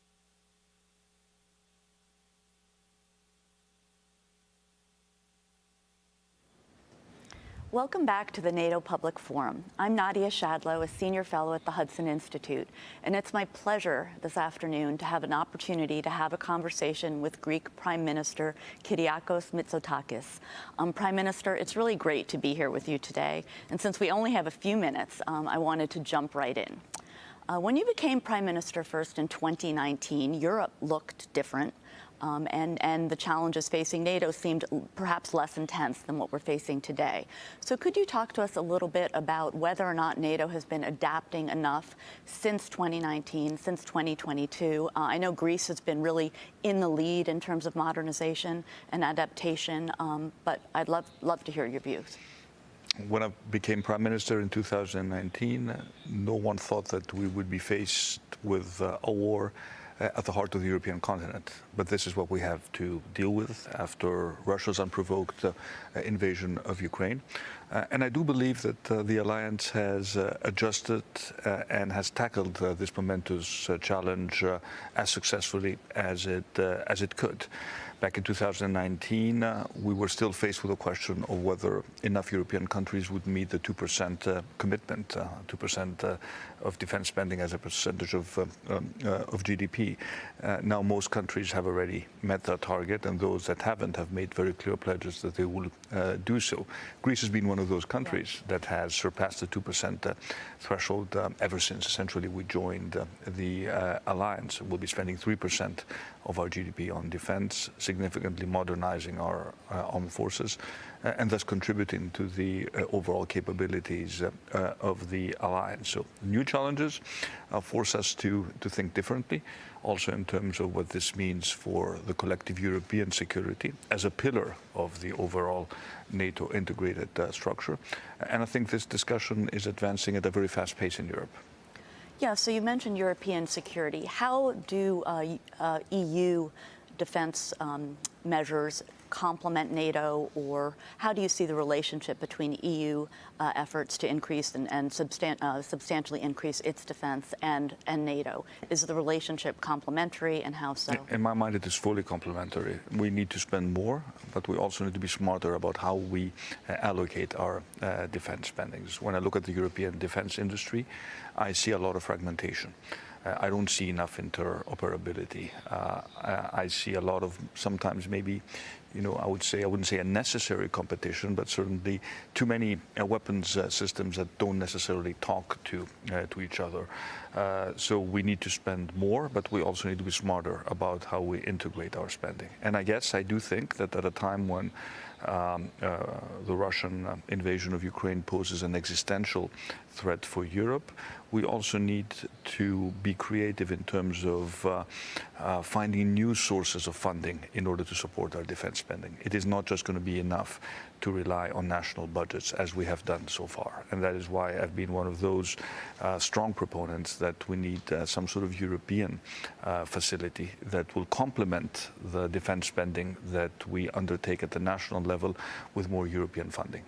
So this combination of public and private initiatives, in my mind, is going to be necessary if we build a solid European pillar when it comes to NATO's overall defense capabilities. So would that be some type of European fund, or how do you envision that mechanism? We have submitted with President Donald Tusk a proposal for a flagship European project, which would essentially be a European Iron Dome that would complement the existing air defense capabilities that we have, which could be, again, I stress the word could be because we clearly don't have agreement at this stage, which could be funded through some sort of European joint borrowing. When we faced COVID back in 2020, we took the momentous decision to raise 750 billion euros to address the economic downturn that COVID caused to all of our economies. And this money is currently deployed. This was a European facility. So it seems to me that if we have raised 750 billion euros for the green and the digital transition to support our competitiveness, to protect jobs, it would be reasonable if we could raise a significantly lower sum at the European level to strengthen our European defense initiatives. Right, and that would get us beyond always a discussion about the 2%, right? Also, it's ways to get to the 2%, but also ways to increase capabilities and integrated capabilities across Europe. And of course, also ways to strengthen also our European defense industry at a time when we talk a lot about strategic autonomy, when the issue of competitiveness is at the top of our agenda, bolstering European defense cooperation, European innovation. We've made some first steps at the European level in that direction, but we clearly need to do more. And speaking of doing more, Greece has done an incredible amount for Ukraine. You're one of the leading states in terms of providing the Ukrainians with missiles, with ammunition. What more do you think NATO needs to do quickly, and how can we get there, right? A key theme throughout this past year really has been speed and NATO's ability or lack thereof to get things to Ukraine fast enough. And that's been a problem we've had in the United States, too. How do you think things might shift over the next few months, or what could be most meaningful to get us to act faster? Well, first of all, I think Europe has stepped up to the plate and has delivered.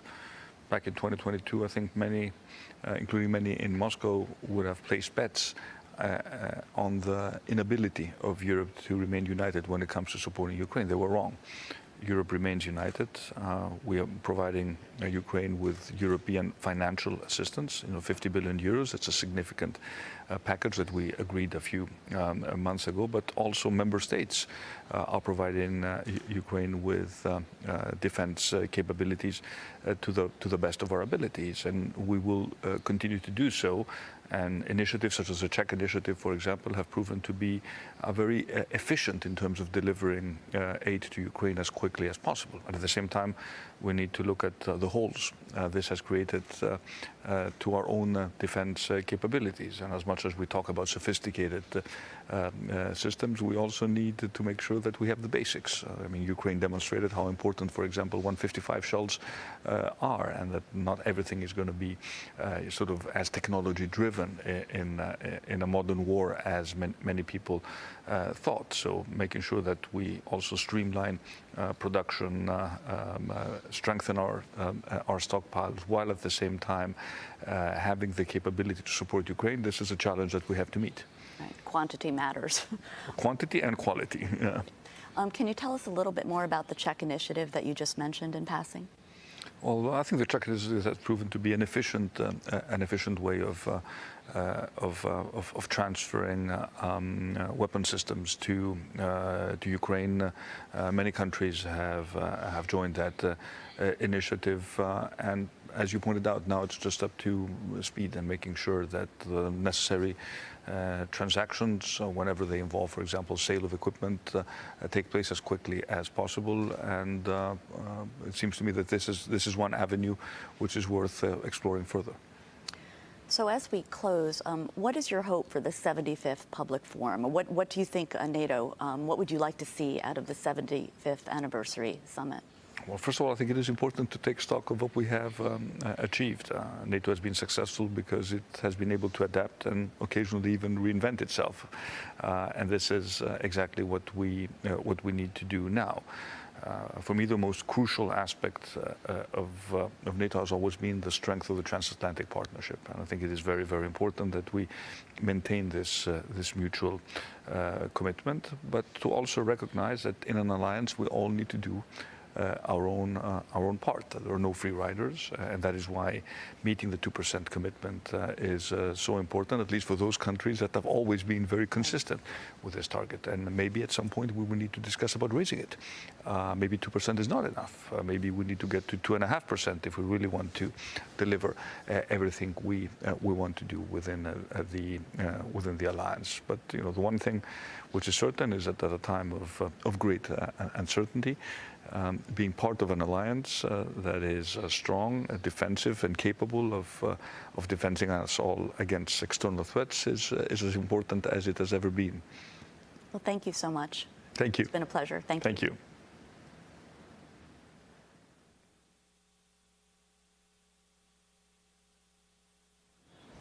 Good morning, everyone, from Washington, D.C. at the NATO Public Forum. My name is Rachel Rizzo, and I am a non-resident senior fellow at the Atlantic Council's Europe Center. And today I am thrilled to have with me Ambassador Doug Lute, who served as the U.S. ambassador to NATO from 2013 to 2017. Ambassador Lute, thank you so much for being with us today for this interview. Well, it's great to be with you, Rachel. Absolutely. So we're celebrating a huge milestone here in Washington for this NATO summit, 75 years. Now, you've talked a little bit about how there's 3 different versions of NATO, NATO 1.0, 2.0, 3.0. Can you talk a little bit about that and your ideas around what that looks like for NATO? Right. So, 75 years is a long period of time to absorb.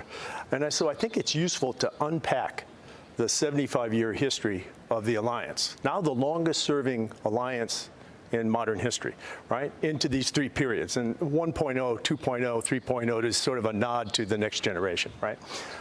I count the first period, the first segment of NATO history, marking from 1949 for 40 years to 1989. And obviously the fall of the Berlin Wall, and then the aftershocks of the fall of the Berlin Wall in November of '89, which eventually 2 years later saw the dissolution of the Soviet Union. And during NATO 1.0, it had the bipolar global standoff between the West and the Soviet Union, most prominently with the Iron Curtain running north to south and dividing Europe itself. And this was a period of the zero-sum game. If something was good for one side, it was bad for the other. And it really spoke to the original purpose of NATO, which was the defense of the 12 allies itself. I think that period ended in the '89 to '91 period, and the post-Cold War period, or NATO 2.0, dawned with the dissolution of the Soviet Union. I count NATO 2.0 as running for about 25 years, so from roughly 1989 to 2014. And in that NATO 2.0 period, we had some dramatic changes. I mean, the original cause of NATO, the threat from the Soviet Union had disappeared, at least briefly. We'll come to that, right? And NATO began to question its purpose, its standing in the world, and so forth. And it found its feet. It did so by, first of all, enlarging its membership. So this is a period when the first Central and Eastern European countries joined the alliance. Now the first three are celebrating their 25th anniversary, also simultaneous with the NATO 75th anniversary this week. It also saw NATO look beyond its borders and make a very simple, logical statement, which is that the allies themselves are more secure if beyond our borders, our neighborhood is more stable. And this ushered in the idea of NATO partnerships. This began, of course, in the early 1990s with Partnership for Peace, and now it's extended to some 40 partners that range geographically from Mauritania to Japan. And these diverse set of partners really bring a great value to the alliance. They give us not only insight into regions beyond our borders that are critical to NATO security itself, but they also gain by way of access to NATO military standards, essentially the gold standard of military interoperability, access to the NATO school system, and so forth. So this two-way street of NATO partnerships began in this NATO 2.0 period. And we even fashioned a partnership, as unusual as it may seem today, with the Russian Federation, the successor to the Soviet Union. I think that that partnership was well-intentioned. It was exploring the potential that NATO could actually have meaningful, reliable relations with its largest geographic military neighbor. And I think that that experiment, that exploration actually marked the end of NATO 2.0 with the Russian seizing and illegally annexing Crimea, destabilizing the Donbass, and so forth. And so I think in 2014, we really began to see a move towards NATO 3.0. And that's the period we're still in. And much of the substance of this summit has to do with this transition from NATO 2.0 to NATO 3.0 and how NATO will continue to adapt as we face new challenges. So we're at 75 years, the longest military alliance in history. The next big milestone is going to be 100 years. What is that going to look like? There have been a lot of things written, a lot of discussions being had about how the U.S.-European security relationship will have to fundamentally change as the U.S. is pulled in multiple directions, as the U.S. focuses more on the Indo-Pacific. That will ultimately mean that Europe will have to shoulder more of its own security burden. Is that what NATO 4.0 might look like? What's your idea on that? Well, obviously, this is a pretty hazy crystal ball it is. in terms of gazing into the next 25 years. But I think there is a NATO 4.0, and it features a new security architecture, certainly in Europe, after peace is established in Ukraine and stability is established after the Ukraine war. I think it has to account for the fact, the geographic reality, that Russia will remain NATO's closest neighbor, nearest neighbor, most militarily capable neighbor, and will have to settle on some sort of security architecture that provides stability on both sides. And I think increasingly, as your question suggests, it's got to account for the fact that security is perhaps more than ever, a global equation, a global dynamic, and will have to account for the looming competition with China, which NATO now formally recognizes by way of its strategic concept. And I think what that must mean is that European allies, with U.S. support, continued U.S. support, have to assume even more responsibility for security here in Europe. That doesn't mean the absence of the United States, but it means a more equitable balance from the roughly 70%, 30% distribution that we see today. So if I were to predict 25 years with some hazard, I'd suggest those are some cornerstones of NATO 4.0.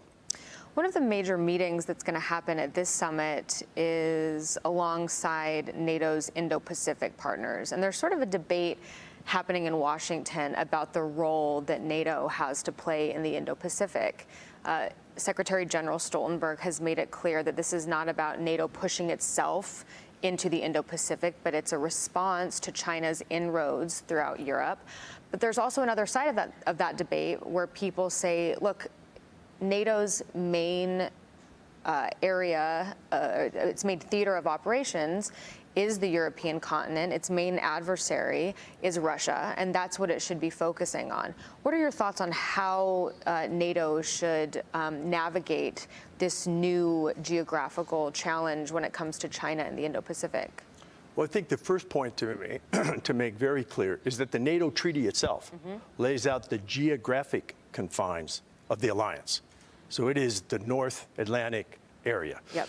And so NATO doesn't have a treaty obligation beyond the North Atlantic, so not into the Indo-Pacific, for example. But it's undeniable that the looming, in fact, I would argue already ongoing competition with China will have a direct impact on not only Europe, but also North America. I mean, we're seeing this play out in so many ways. And I think Secretary of State Tony Blinken made this quite clear in his interview earlier today. I think for European allies, one of the things that has to be of concern is the buying up by China of commercial infrastructure in Europe, which is actually not just civilian infrastructure, but dual purpose infrastructure. So here you see this pattern, this trend of Chinese investment and purchasing of seaports, transportation infrastructure, energy infrastructure, mass communications infrastructure, and so forth. And it's, I think, increasingly important that NATO and our partners at the European Union appreciate that these are dual purpose and that rail lines, for example, or ports used by commercial entities are also a part of the military equation. So I think being more aware of Chinese attempts to influence Europe by way of commercial infiltration with the expectation that there's a political payoff down the road after these commercial investments are made. That's a place for us to be much more aware. And I think it illustrates China's end game, China's long game, which is the Belt and Road Initiative leading to the marketplace of Western Europe, and with the idea of commercial infiltration leading eventually to political influence. So we're here in Washington, just blocks away from where the Washington Treaty was signed at the Mellon Auditorium back in April of 1949. There were 12 original NATO members. We're now at 32. What do you think would surprise those original founders about where the alliance has been and where it is today? Right. Well, first of all, I think they'd be surprised that we're at 75. Right. Okay. I mean, I don't think anybody does something today and imagines where he or she will be in 75 years. Right. So I think they would be surprised. The 12 founders would be surprised at the durability of the alliance. And I think that they would remark that the source of that durability is actually in the second sentence of the Washington Treaty that cites that all the signatories to the treaty will abide by and believe in 3 democratic principles, which I think are the glue of the alliance and largely account for how we made it to 75, right? And those 3 are democracy, individual liberty, and rule of law. Now look, NATO was at 12 and is today at 32, a alliance of democracies. But there's 32 varieties of democracies here. And each of those I would offer, and humbly as an American, citing American democracy as well, each of them is a work in progress. But the fact that we're founded on these core values, I think, is part of the reason that, that we've been this durable. And I think that the founders would be proud of that second sentence. Yeah. I also think they have to be surprised at the geographic scope of the alliance. I mean, I don't imagine any of them could have thought of 12 becoming 32. I think that they'd marvel at that. I think with the Washington Treaty being signed in Washington, right, that they'd be shocked that the only time Article 5 has been invoked in these 75 years had nothing to do with an attack in Western Europe, had nothing to do with America responding to that attack and reinforcing our European allies, had nothing to do with the Soviet Union. But in fact, on the day, September 11th, right, it was actually the inverse of all that. It was Europe coming to the assistance of America, to include, in part, because of an attack here in Washington. So they'd be surprised about Article 5. I'd also remark, though, these photos make clear that the 12 men who signed the Washington Treaty, I think would be surprised today at the role of women in leadership positions in NATO at multiple levels. So head of state and government, ministers, both foreign and defense ministers, the NATO staff, ambassadors, and so forth. I would add there that today, perhaps we should be surprised that there aren't more women in prominent roles in NATO. So I think there's a lot to be surprised at. One thing that they would not be surprised at. Yeah, that's my next question. I'll preempt your next question. They would not be surprised that NATO today is rallying in the face of Russian aggression. Yeah. That, of course, was the original forming cause of NATO. And today, I think, the founders would see a familiar Russia in terms of imperialist designs and aggression on its neighbors. They probably wouldn't be surprised. They probably would also be surprised that we're trying to get Germany to spend more on defense and do more and be more forward-leaning as well. Perhaps. Perhaps. Maybe even the Germans are a little surprised. Yeah. There's a lot of surprise that has happened to us since 1949. You know, finally, one of the main headlines at this alliance, or at this specific summit, is what the alliance is delivering for Ukraine. There's a lot of talk about a bridge to membership that's well lit, that is short. But there's also been criticism that the weapons that we've been giving them have so many caveats on them that we're having Ukraine fight with one hand tied behind its back. What are your thoughts on the deliverables for Ukraine at this summit? Well, I think that the military deliverables and the political deliverables, these two parallel tracks or lines of effort for Ukraine, are predictable and quite candidly, quite modest. Yeah. I would have liked to have seen even more progress on military assistance and on fulfilling the commitment that Ukraine politically will eventually become a member. The bridge metaphor works in part, but I'm not sure it's completely satisfactory. Look, I think everyone here at the summit this week was stunned by just the blatant aggression of the most recent Russian attack on Kyiv and other cities, to include the tragic attack on the Children's Hospital, right? It's important for us to remember two things. First of all, that attack originated from inside Russia. And the base from which that attack was launched is essentially in sanctuary because it is beyond the ability of Ukrainian indigenous capacity to strike it.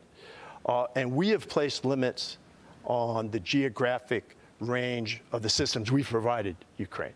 I know of no effective air defense program which focuses solely on defense of the target site by way of air defense systems and so forth, and neglects the attack of the launch sites. Yeah. Air defense is a two-way street, offense and defense. So in particular, you use the words caveat.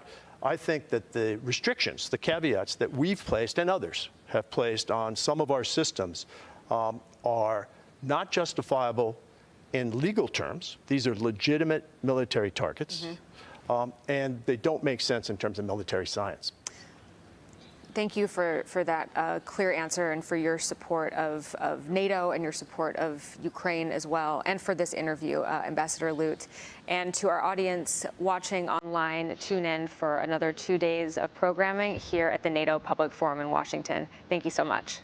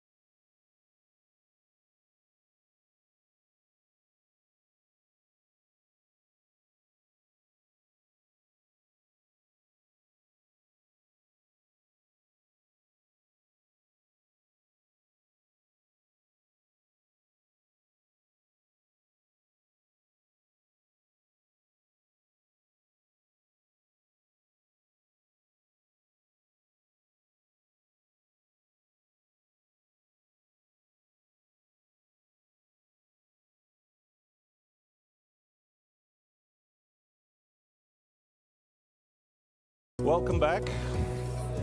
Welcome back to the forum after nutritious lunch, hopefully for all of you. And I would invite everyone to the front, slowly closing the doors.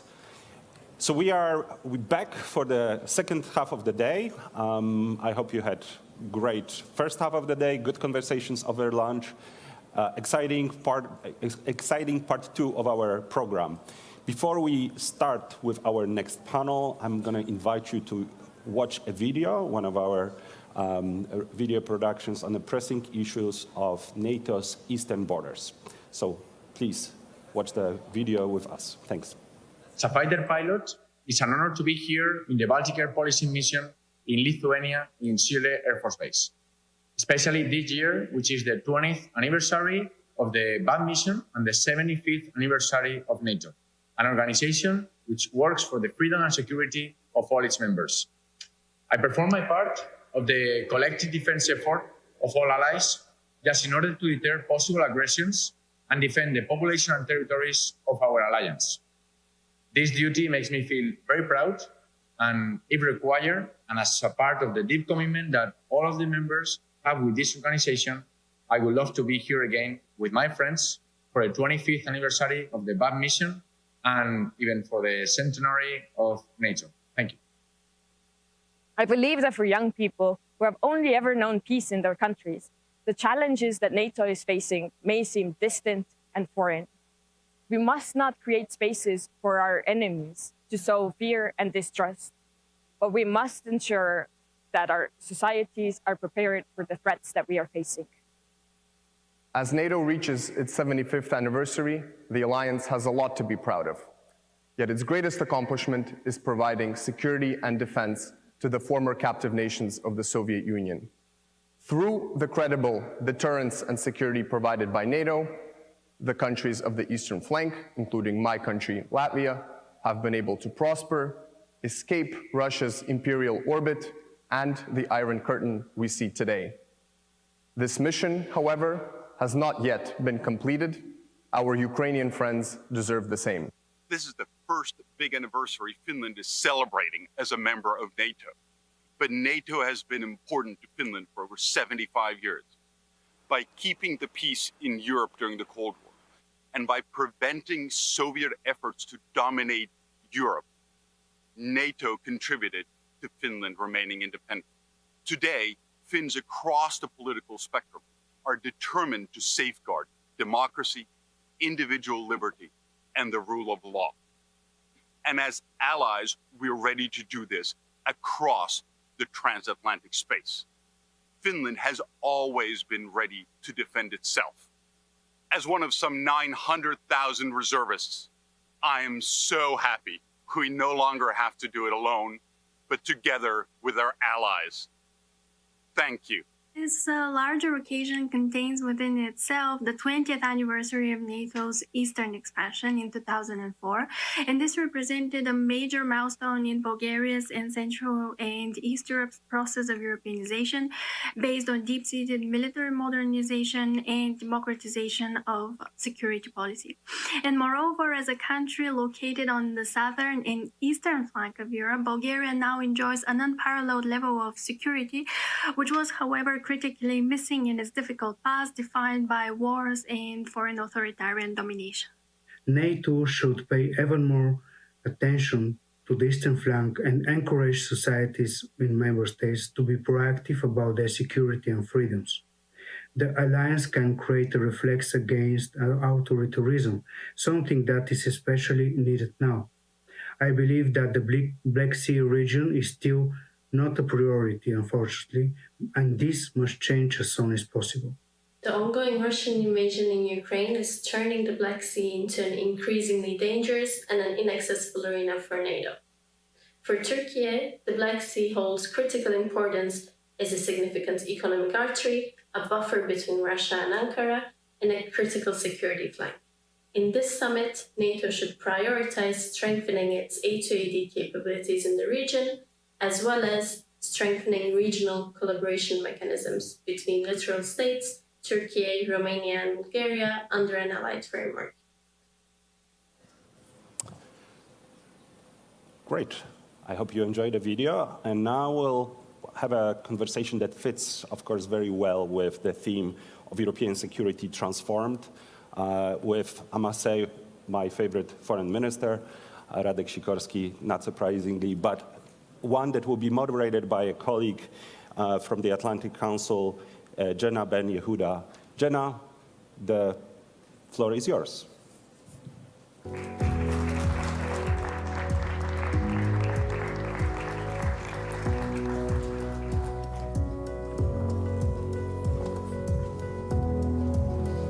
Thank you.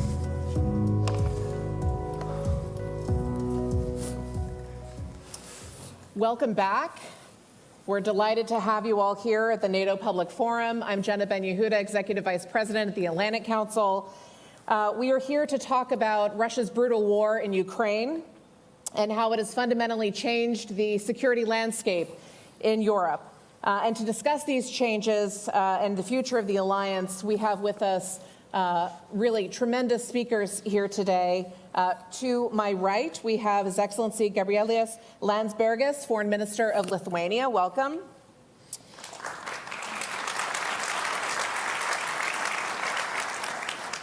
Foreign Minister, I almost promoted you. Radek Sikorski of Poland, thank you for being with us. Prime Ministers watch these things. We'll see what we can do. And Mr. Mikael Johansson, President and CEO of Saab, welcome. Thank you. We have 45 minutes together. The first half an hour will be in conversation, and then we'll come to all of you. So be thinking of your questions. We'll take them from online as well as here in the room, so we'll let you know when you can start queuing up. We've heard a big metaphor this week, and it's a bridge. It's a two-way bridge, it's a long bridge, it's a short bridge. What should the bridge look like? Wow. Should Please. I? Okay. Well, I mean, defining the bridge, I think we shouldn't start with I mean, we are in a position where we have to say something, right? So we say that it's a bridge. It's understandable. What we're looking for, and during the whole negotiations process for the declaration, we've been looking for the end goal of the bridge. A very clear commitment that would find itself coming from NATO, that we are serious about the invitation. The processes might take long. That's understandable. They might require reforms. It's required, for every country that joined, especially recently. That's understandable. But throughout the process, it was clear where we will end up. And this is the main thing that we've been looking for. Therefore, I'm not particularly keen on emphasizing the bridge itself.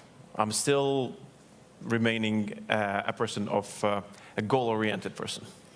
Would you agree with that? I'm not sure I'm good at literary metaphors. NATO was founded to deter an aggressive Russia in the guise of the Soviet Union. NATO won the first time, and we need to win the second time. Russia is aggressive again.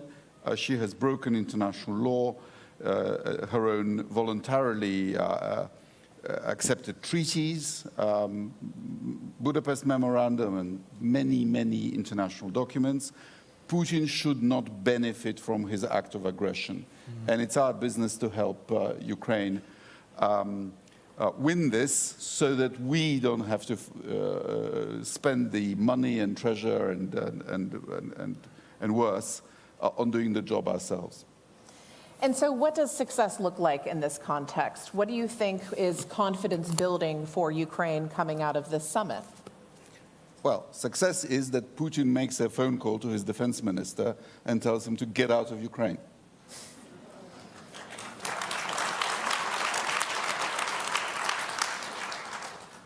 Will that happen this week? I don't know. What does success look like within a summit context for each of you? Let me turn to you, Mr. Johansson. What can be achieved this week that is confidence building, that leaves folks feeling as though the 75th anniversary is not just a marker of what's been in the past, but a really strong future yet to come? Well, many have said it, but I think we, as industry, I mean, we're doing everything we can to support our nations, to donate and to raise capacity and all that, but to really make sure that we give them something that makes them win the war, rather than not to sort of lose the war. It's still a little bit of hesitation on that in terms of may it escalate, or how do we treat that in terms of can we avoid to keep that stuff ourselves, or can we actually donate things? So if we can come to giving them really sophisticated things going forward to make them win the war, that's probably the best thing that can come out of this, I think. We heard Secretary Blinken say from the stage just this morning that the F-16s are coming. This was reiterated by Secretary of Defense Austin. Last night, we heard President Biden say that Russia is losing this war. Additional material support is on the way. Do you agree with that? Is Russia losing right now? Well, I would not necessarily subscribe to narratives, especially when the situation on the ground is not agreeing with them. The situation is very difficult. And the security of Ukraine and security of Europe and the transatlantic alliance has not yet been defined. And it's been fought for in the trenches of Kharkiv. Today, right now, when we sit here, there are men and women in trenches out there fighting for our security, so that we, those who sit on the stage and those who listen to us, are able to celebrate today.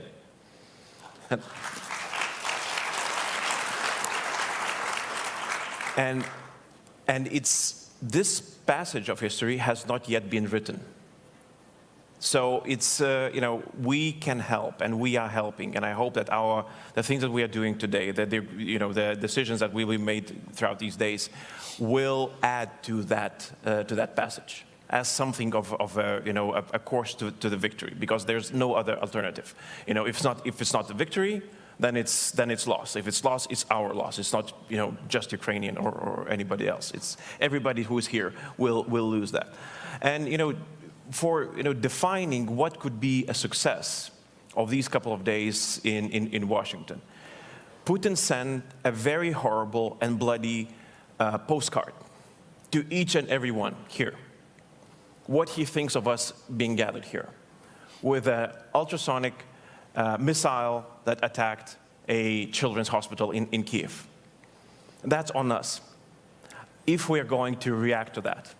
If we're not, then it's out there, behind our back, left for these couple of days as a reminder. What is actually happening while we're here discussing? So I think that if I were to look for a successful answer, and I would add, what Minister of Poland just said, that yes, that would be a very good, victory sign, so that Putin is forced to rethink, or at least he's forced to pay for what he did to the children of Ukraine just a couple of days ago. Does payment look like F-16s this summer and additional air support, air defense mechanisms? What sends a strong message, Minister Sikorski? Well, the Patriots are on the way. The effectors to the Patriots are being produced. The F-16s are on the way. The American package is on the way. So things are happening. The Russians have regained initiative on the ground. They are making incremental gains at huge personnel losses. I think last year there was an opportunity to push them much harder. And the confluence of Ukraine delaying its mobilization and the American package being delayed did not help. It was perhaps an opportunity to settle the war quicker. But I believe that Putin has already lost, in the sense that his original war aims are unachievable. He wanted to have all of Ukraine as a vassal state. And I don't think he can take Kyiv anymore. Even when he makes these outrageous demands that tantamount to Ukraine capitulating, he actually now talks about occupying chunks of Ukraine rather than all of it. So this is the real negotiation on the battlefield. Right. Ukraine won the Battle of the Black Sea. Russian aviation cannot move freely over Ukraine, so Russia has advantage but not air domination. And a few more Pyrrhic victories over places like Avdiivka and Volchansk and others, and Putin will also run out of personnel, of troops. Plus, do not be misled by Russian propaganda about how their economy is doing. This is, to measure what Russia is doing by GDP is silly. When you produce a tank instead of a motor car, and you send that tank into battle, and it gets destroyed, you have created a lot of economic activity, but you've also destroyed a lot of wealth. That's right. Wars end in all kinds of ways. World War I ended for Germany when they ran out of resources. And I think Putin is way on the way. So this is a good place to pivot to a conversation on industry, Mr. Johansson. One of the defining moments of this war has been the totally revolutionized role of industry. How has it changed for you as CEO of a defense company? Is it easier for companies to move? Has the acquisition process changed in a meaningful way? We've talked about things are on the way, on the way, on the way. Part of the challenge has been fielding this and getting it into theater. What's your impression of how things have shifted? Of course, I mean, it's a huge wake-up call. And I mean, industry, if I look at Europe, have been optimizing their capacity and capabilities to more or less a peace dividend sort of situation. And all of a sudden, everyone wants everything from us at the same time, everywhere. And then sort of a little bit of the problem ends up in our lap. Why can't you deliver in short lead times? And we are investing heavily. My colleagues, when I talk to them, all of us are investing heavily now to step up. We start by boosting the capacity we have, the shifts and automation and production lines, and then we build new facilities and all that. This is not a walk in the park. It takes a bit of a time before we can actually raise the capacity. It has led to much more collaboration also in Europe between industries. But it's a whole ecosystem that we have to look at. It's not only us as primes, it's a huge amount of companies that have to come with us, and also commercial companies to get us the components and stuff. And this is maybe something that industries in Europe especially can do a little bit better together to sort of help the ecosystem come with us and not to saturate them in terms of we need powder, all of us, to do ammunition. And it's the same supplier of powder. And that means it's a problem. Yeah. But we are definitely stepping up. The problem is, are we doing enough as industries? Probably not. So the big discussion is now, okay, what do we need long-term guarantees? What kind of guarantees do we need to actually take the really big investments? Because I think we have a paradigm shift here in front of us, not sort of a step-by-step approach. But I can honestly say this has been, the last 3 years has been nothing like I've ever experienced before. Certainly. It's like crazy in terms of how fast we move. No doubt, and the numbers certainly bear that out. And if I could draw you out a little bit, you are also Swedish. So you're here as part of Sweden's first fully exceeded summit in that way, although Sweden's been a long-time partner. Minister Sikorski, of course, of Poland. We have, you talked about the gains in the Black Sea. Let's move to the Baltic Sea. There is an opportunity for Nordic-Baltic cooperation, which is obviously dramatically strengthened by the accession of Finland and Sweden.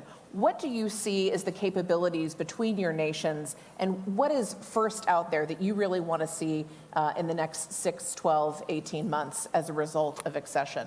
What can the Baltic do now that it couldn't before? I don't think we have a problem in the Baltic at all anymore. Russia has these 2 narrow points of access to the Baltic. There are 8 NATO nations now around the Baltic. If you look at what Ukraine, without a navy, has done to the Black Sea, think of what we can do to the Baltic fleet. They have a problem. So it's a NATO lake. Yeah, I agree. It's a NATO lake. I think, though, that we could do a bit more to have the deterrence that we need going forward, even though we have a lot. And, of course, Poland and Sweden and Finland and the Baltic states can sort of do this together. I strongly believe that what we lack, because we're inside the bubble, many of us are, of the Russian bubble of sort of the threats that they have. So we need an integrated air and missile defense system of real sophistication level in like an onion with several layers. That would probably be the best thing to invest in going forward now. One of the big conversations here in Washington, and I'm sure each of you have heard this week, is the talk of 2% and who is hitting that threshold. Poland has been there for 20 odd years. You're 4%, heading on 5. There are still a number of NATO members, although fewer than before, who haven't yet met that threshold. We often talk about how we make the case about the imperative for Ukraine to be victorious in this war beyond Europe. What do you say to partners who aren't yet meeting that commitment within Europe? Well, the only thing that we can say is offer our example.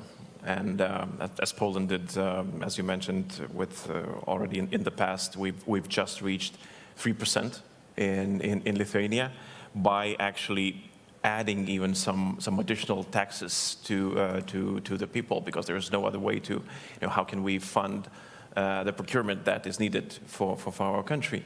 But when you look at the region, Nordic Baltic region, the countries around the Baltic, you would see that there is no big debate whether we should be funding our defense. So that tells you something, that means that political decision makers do understand the threat, that there is most likely a huge and wide support by the population, and it is geographic. That means that for us, the threat is very real and very tangible.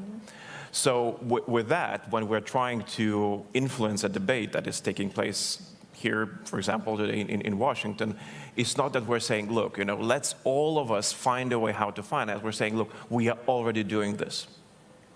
A tiny Lithuania is 3%, 3.03%. Estonia is there. Latvia is there. We talked about Poland. Others are getting there, also to big numbers. It's not just empty political words. It's something that is very, very tangible. And here it connects to the industry. What is the biggest problem with industry? They've seen how we went through COVID, where everybody said, look, you just produce as many vaccines as possible because they will be needed, years and years and years on into the future. Many of them invested. And a couple of years later, suddenly, basically, boom, there's no big need. And many of industries, defense industries, are thinking exactly the same thing. Oh, yeah, okay, so you're talking that you're going to spend 3-4% right now. What will happen in a couple of years? The situation, geopolitical situation might be very different, because not everybody is saying that, look, this is a huge change, historic change that we've seen globally, and this will stay for us for decades. Yeah, but industry is very practical, and they're saying, can we trust you that those 3-4% will stay there? And this is up to us, to politicians, to convince not just the public, but also the investors who are planning their investment and building new factories, new lines of production, that yes, Russia is going to be a threat.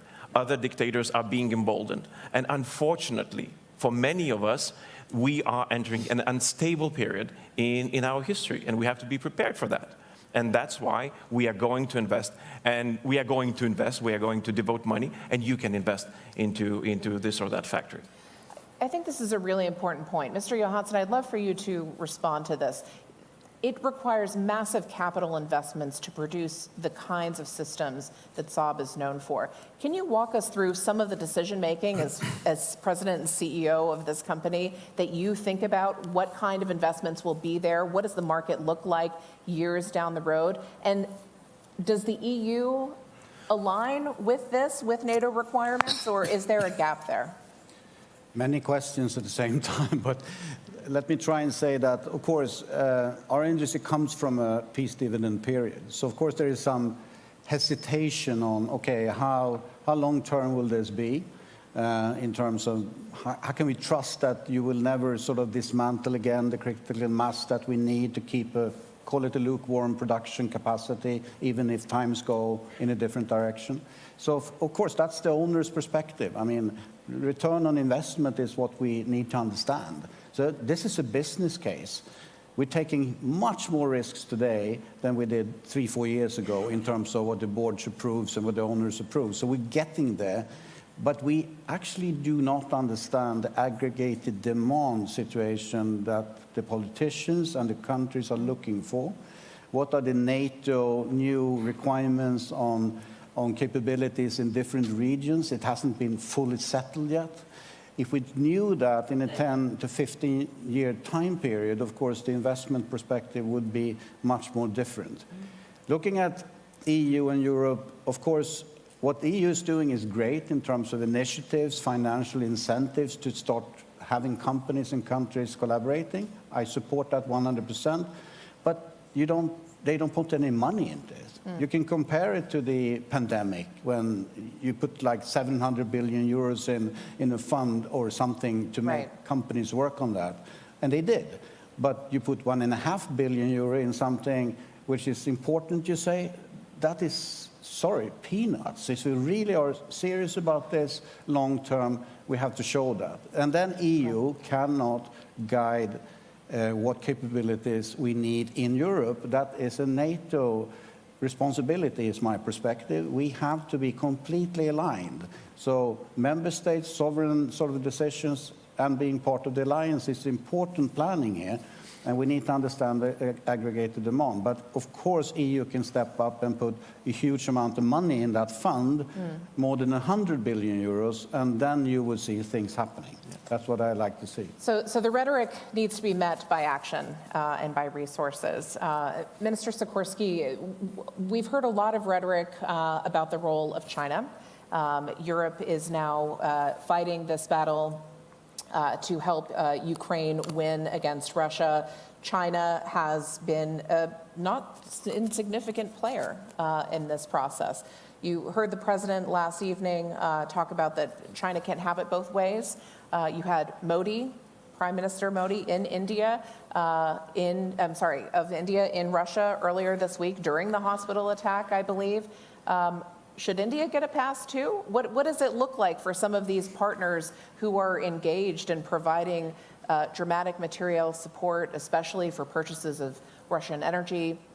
What should NATO be saying about that kind of extra regional engagement? I'll solve the China and the India problems for you in just a second. But let me just say that Napoleon Bonaparte, who is in our national anthem, said that a country that doesn't feed its own army is doomed to feed a foreign one.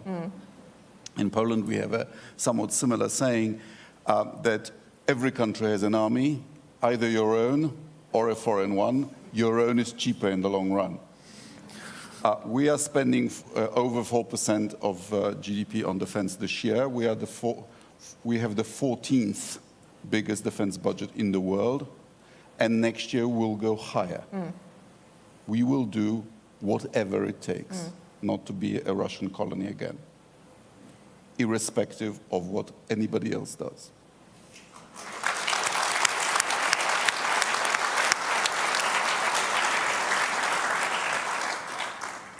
India, I think, sees its role as the leader of the non-aligned movement, traditional. And by buying Russian oil for rupees, I hope it is making President Putin realize that he's lost his most lucrative market for his oil and gas, which is the biggest sanction that we have imposed. China is also driving a very hard bargain in terms of the gas price. China is respecting our thickest red line, namely, is not supplying actual weapons or ammunition to Russia. Components, yes. Dual goods, yes. UAVs, yes. But actually, it's selling them to both sides, because I've personally seen Chinese drones on the Ukrainian side. China, I think, is getting a vassal on the cheap. My friend and mentor here in Washington, Zbigniew Brzezinski, used to say that Russia's choice is to be either an ally of the West or a vassal of China. But to be an ally, you have to respect some rules, like not invading neighboring countries. Details, yeah. And if I were a Russian nationalist, I would be furious at Putin for putting Russia into this position vis-à-vis China. And I hope they recalculate in future. Because I think China is taking over the Russian market They're cut off from apps, so they are now using Chinese apps, Chinese white goods, Chinese everything. I don't think that's good for Russia in the long run. And also the two countries have a history of territorial claims. Unequal Treaty of Beijing of 1860, under which Russia got Outer Manchuria and the port of Vladivostok, which the Chinese now call Hanshan-Wei. I would be, if I were a Russian general, I would be very concerned about all that. Let's pull back to some of the broader nature of the conflict. We've heard a lot about these gray zone attacks. Those acts short of traditional warfare. We have commercial air traffic that has been grounded in Finland because of GPS jamming. We've seen massive waves of cyber attacks by Russia across Europe. Is NATO doing enough to respond to this dynamic? What should be done, and what does success look like? How do you really wrap your arms around this? Because it feels like a drip, drip, drip on a national level, but collectively is generating dramatic losses. Well, that's a very good question, and I'd like to focus on some specific events that took place in my country and in some of the neighboring countries. These are, we call them sabotage, but basically it's arson against civilian objects in my country. And I'm not sure whether it can be called just hybrid events or gray zone event any longer, because it's quite clear a terrorist attack sponsored by a hostile neighboring country against one of the NATO countries. The problem is at this stage that when you're saying this, you immediately have to say what you're going to do about it. Right. And this is currently, and I'm happy that it's being addressed right now in the summit. It is the first time that we are going to address this in that respect, that we have to find an answer, and it has to be, Putin has to be notified. And we're just not just seeing, we're not just registering, but we are going to act. And in this, I'd like to remind that the only time that Article 5 was invoked was because of a terrorist attack. So we have to be very clear that we will make no definition. When it comes, when we'll decide that it's needed, we'll do it. And there will be an answer. So should these attacks be called terrorism? I mean, if it is terrorism, yeah, definitely. I mean, burning down a shopping mall, and paying a person to do that, and the money is coming from Russia, then yeah. How else can you call it? It's not just arson. They're sending death squads that kill people. That's definitely terrorism. Yeah, and I mean, in our case, Russian opposition representative in Vilnius, he was attacked. So it is clear, and I would not shy away from calling what it is, naming very clearly what we're going to do about it. Because if we don't do that, we have two problems. One is that Putin will escalate, because every time we keep silent, he takes it as a weakness and pushes forward. The second thing is that countries will be forced to formulate their own strategy. Their own strategy, because this is what our people in our countries will demand. You cannot just expect people just to be okay with something happening in your country. So therefore, this is one of the reasons why we're in this alliance, and we have to have a common answer to this. Please. One footnote. I expect the worst from Putin, but on the GPS signal, we had a brilliant briefing at the Council of Baltic Sea States by a Finnish specialist. I'm no specialist, so correct me if I'm wrong, but what he told us is this, that the GPS signal is in fact very weak coming from satellites, just above background. So it's actually very easy to interfere with. It's a pretty dumb instrument, if you will. And so if the Russians are protecting their own bases and assets, say around St. Petersburg, from these long-range Ukrainian strikes, which are sometimes very successful, that would have a spillover effect pretty widely, and is not necessarily deliberate. So, and Ukraine, of course, does it too. So when I was last in Kharkiv delivering pickup trucks to the front last year, and there was a Russian drone attack on Kharkiv, the Ukrainians would switch on GPS jamming in order to make that job more difficult, and your Google Maps suddenly go crazy, and you have no idea how disorienting it is. Of course. Well, you raise a really important point, which is that there is an element of this where attribution becomes pretty fuzzy. And we see this in cyber too, which is part of what makes it effective. It's damaging the system, but its origins may be unknown. And what I'm hearing is that naming it is critical. Is there some kind of proportional response element that needs to be clarified as well? Well, I think that what wouldn't work probably is that if every time Russia does something, we go against every single event, because their capacity, and they've shown that, their capacity is vast. And they can, they can wreak havoc in Lithuania, Latvia, Estonia, Poland, wherever they want, because with social media, they can reach very wide audiences, and find people who would do their job for them in those countries.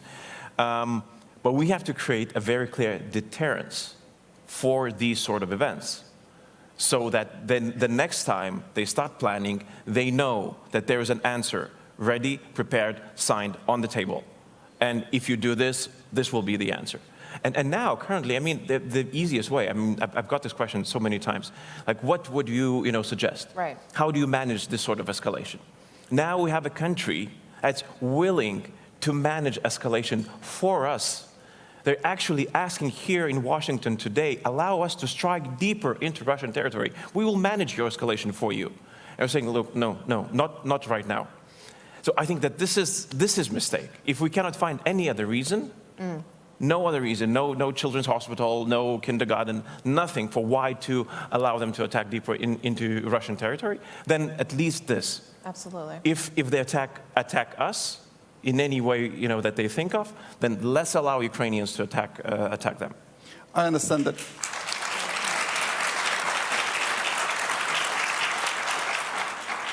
I understand that our final communique will refer to Russia as a multi-domain threat to the alliance. We have to have an answer to them in every domain of those domains. Yes. Folks, it's time to start queuing up. I'll take the first question from Anna Maria Boss. Making money available for new equipment is one thing, but how are NATO countries going to find the necessary personnel when many people don't want to serve? Huge manpower issues even within Ukraine. How do you respond to that? Well, in Poland, we are beginning to train the first Ukrainian brigade composed of volunteers from inside Poland. We have up to 1 million Ukrainians of both genders, and several thousand of them have already registered for their draft.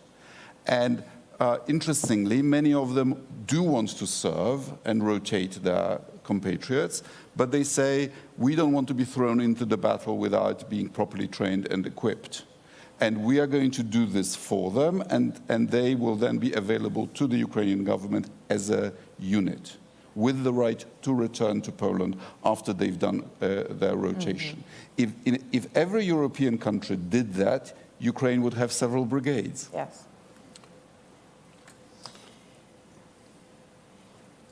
I want to take us to the future, but first go back just to this morning. We heard from General Cavoli on this stage that NATO's transition from out-of-area operations, Afghanistan and the like, to fighting now on the European continent, reshaping those plans, thinking about those capabilities, represents a really dramatic shift for the alliance, and it's taken years to get there. So in this moment now, what is the next big moment we should be planning for? What is the blindness that you feel we have now that we'll look ahead to 25 years from now and think, boy, we really missed that? Well, the blindness would be, I'm not necessarily saying that it is there, is the expectation that somehow Putin, this Putin, will stop. And I have a sense that it is in the room in some cases. This expectation that, oh, okay, one day there will be negotiations and we'll prove to Putin, that he cannot continue, that if he does continue, then blah, blah, blah. We were unable to prove that in 2008. We are unable to prove that in 2014. I don't think that we have any, difference in our position to prove him now. That means that he will continue. And this is the message, and I'm returning back, and this is the message to the industry, this is the message to the electorate, in each and every country, and this is a message to all of us, that look, we are in this for a long run, and we have to prepare for this. This won't be over in 2 years, where we'll be back into some reality, pre-war reality, with Ukraine calm, us calm, and then again, all business as usual. That's it. There's no longer business as usual. Or, there is business as usual in our case, in the Baltic case, where we've seen Russia for what is. Yes. So for us, it is quite a natural state of mind, but it has to be wider. If we're expecting this, that is blindness. If we're expecting this, this is a mistake. Mr. Johansson, and then I'll come to you, Minister. I would say that if you look at, I agree, NATO is coming back to regional defense capabilities, and many of the countries, of course Sweden now being a new kid on the block, are waiting eagerly to get our capability targets from NATO.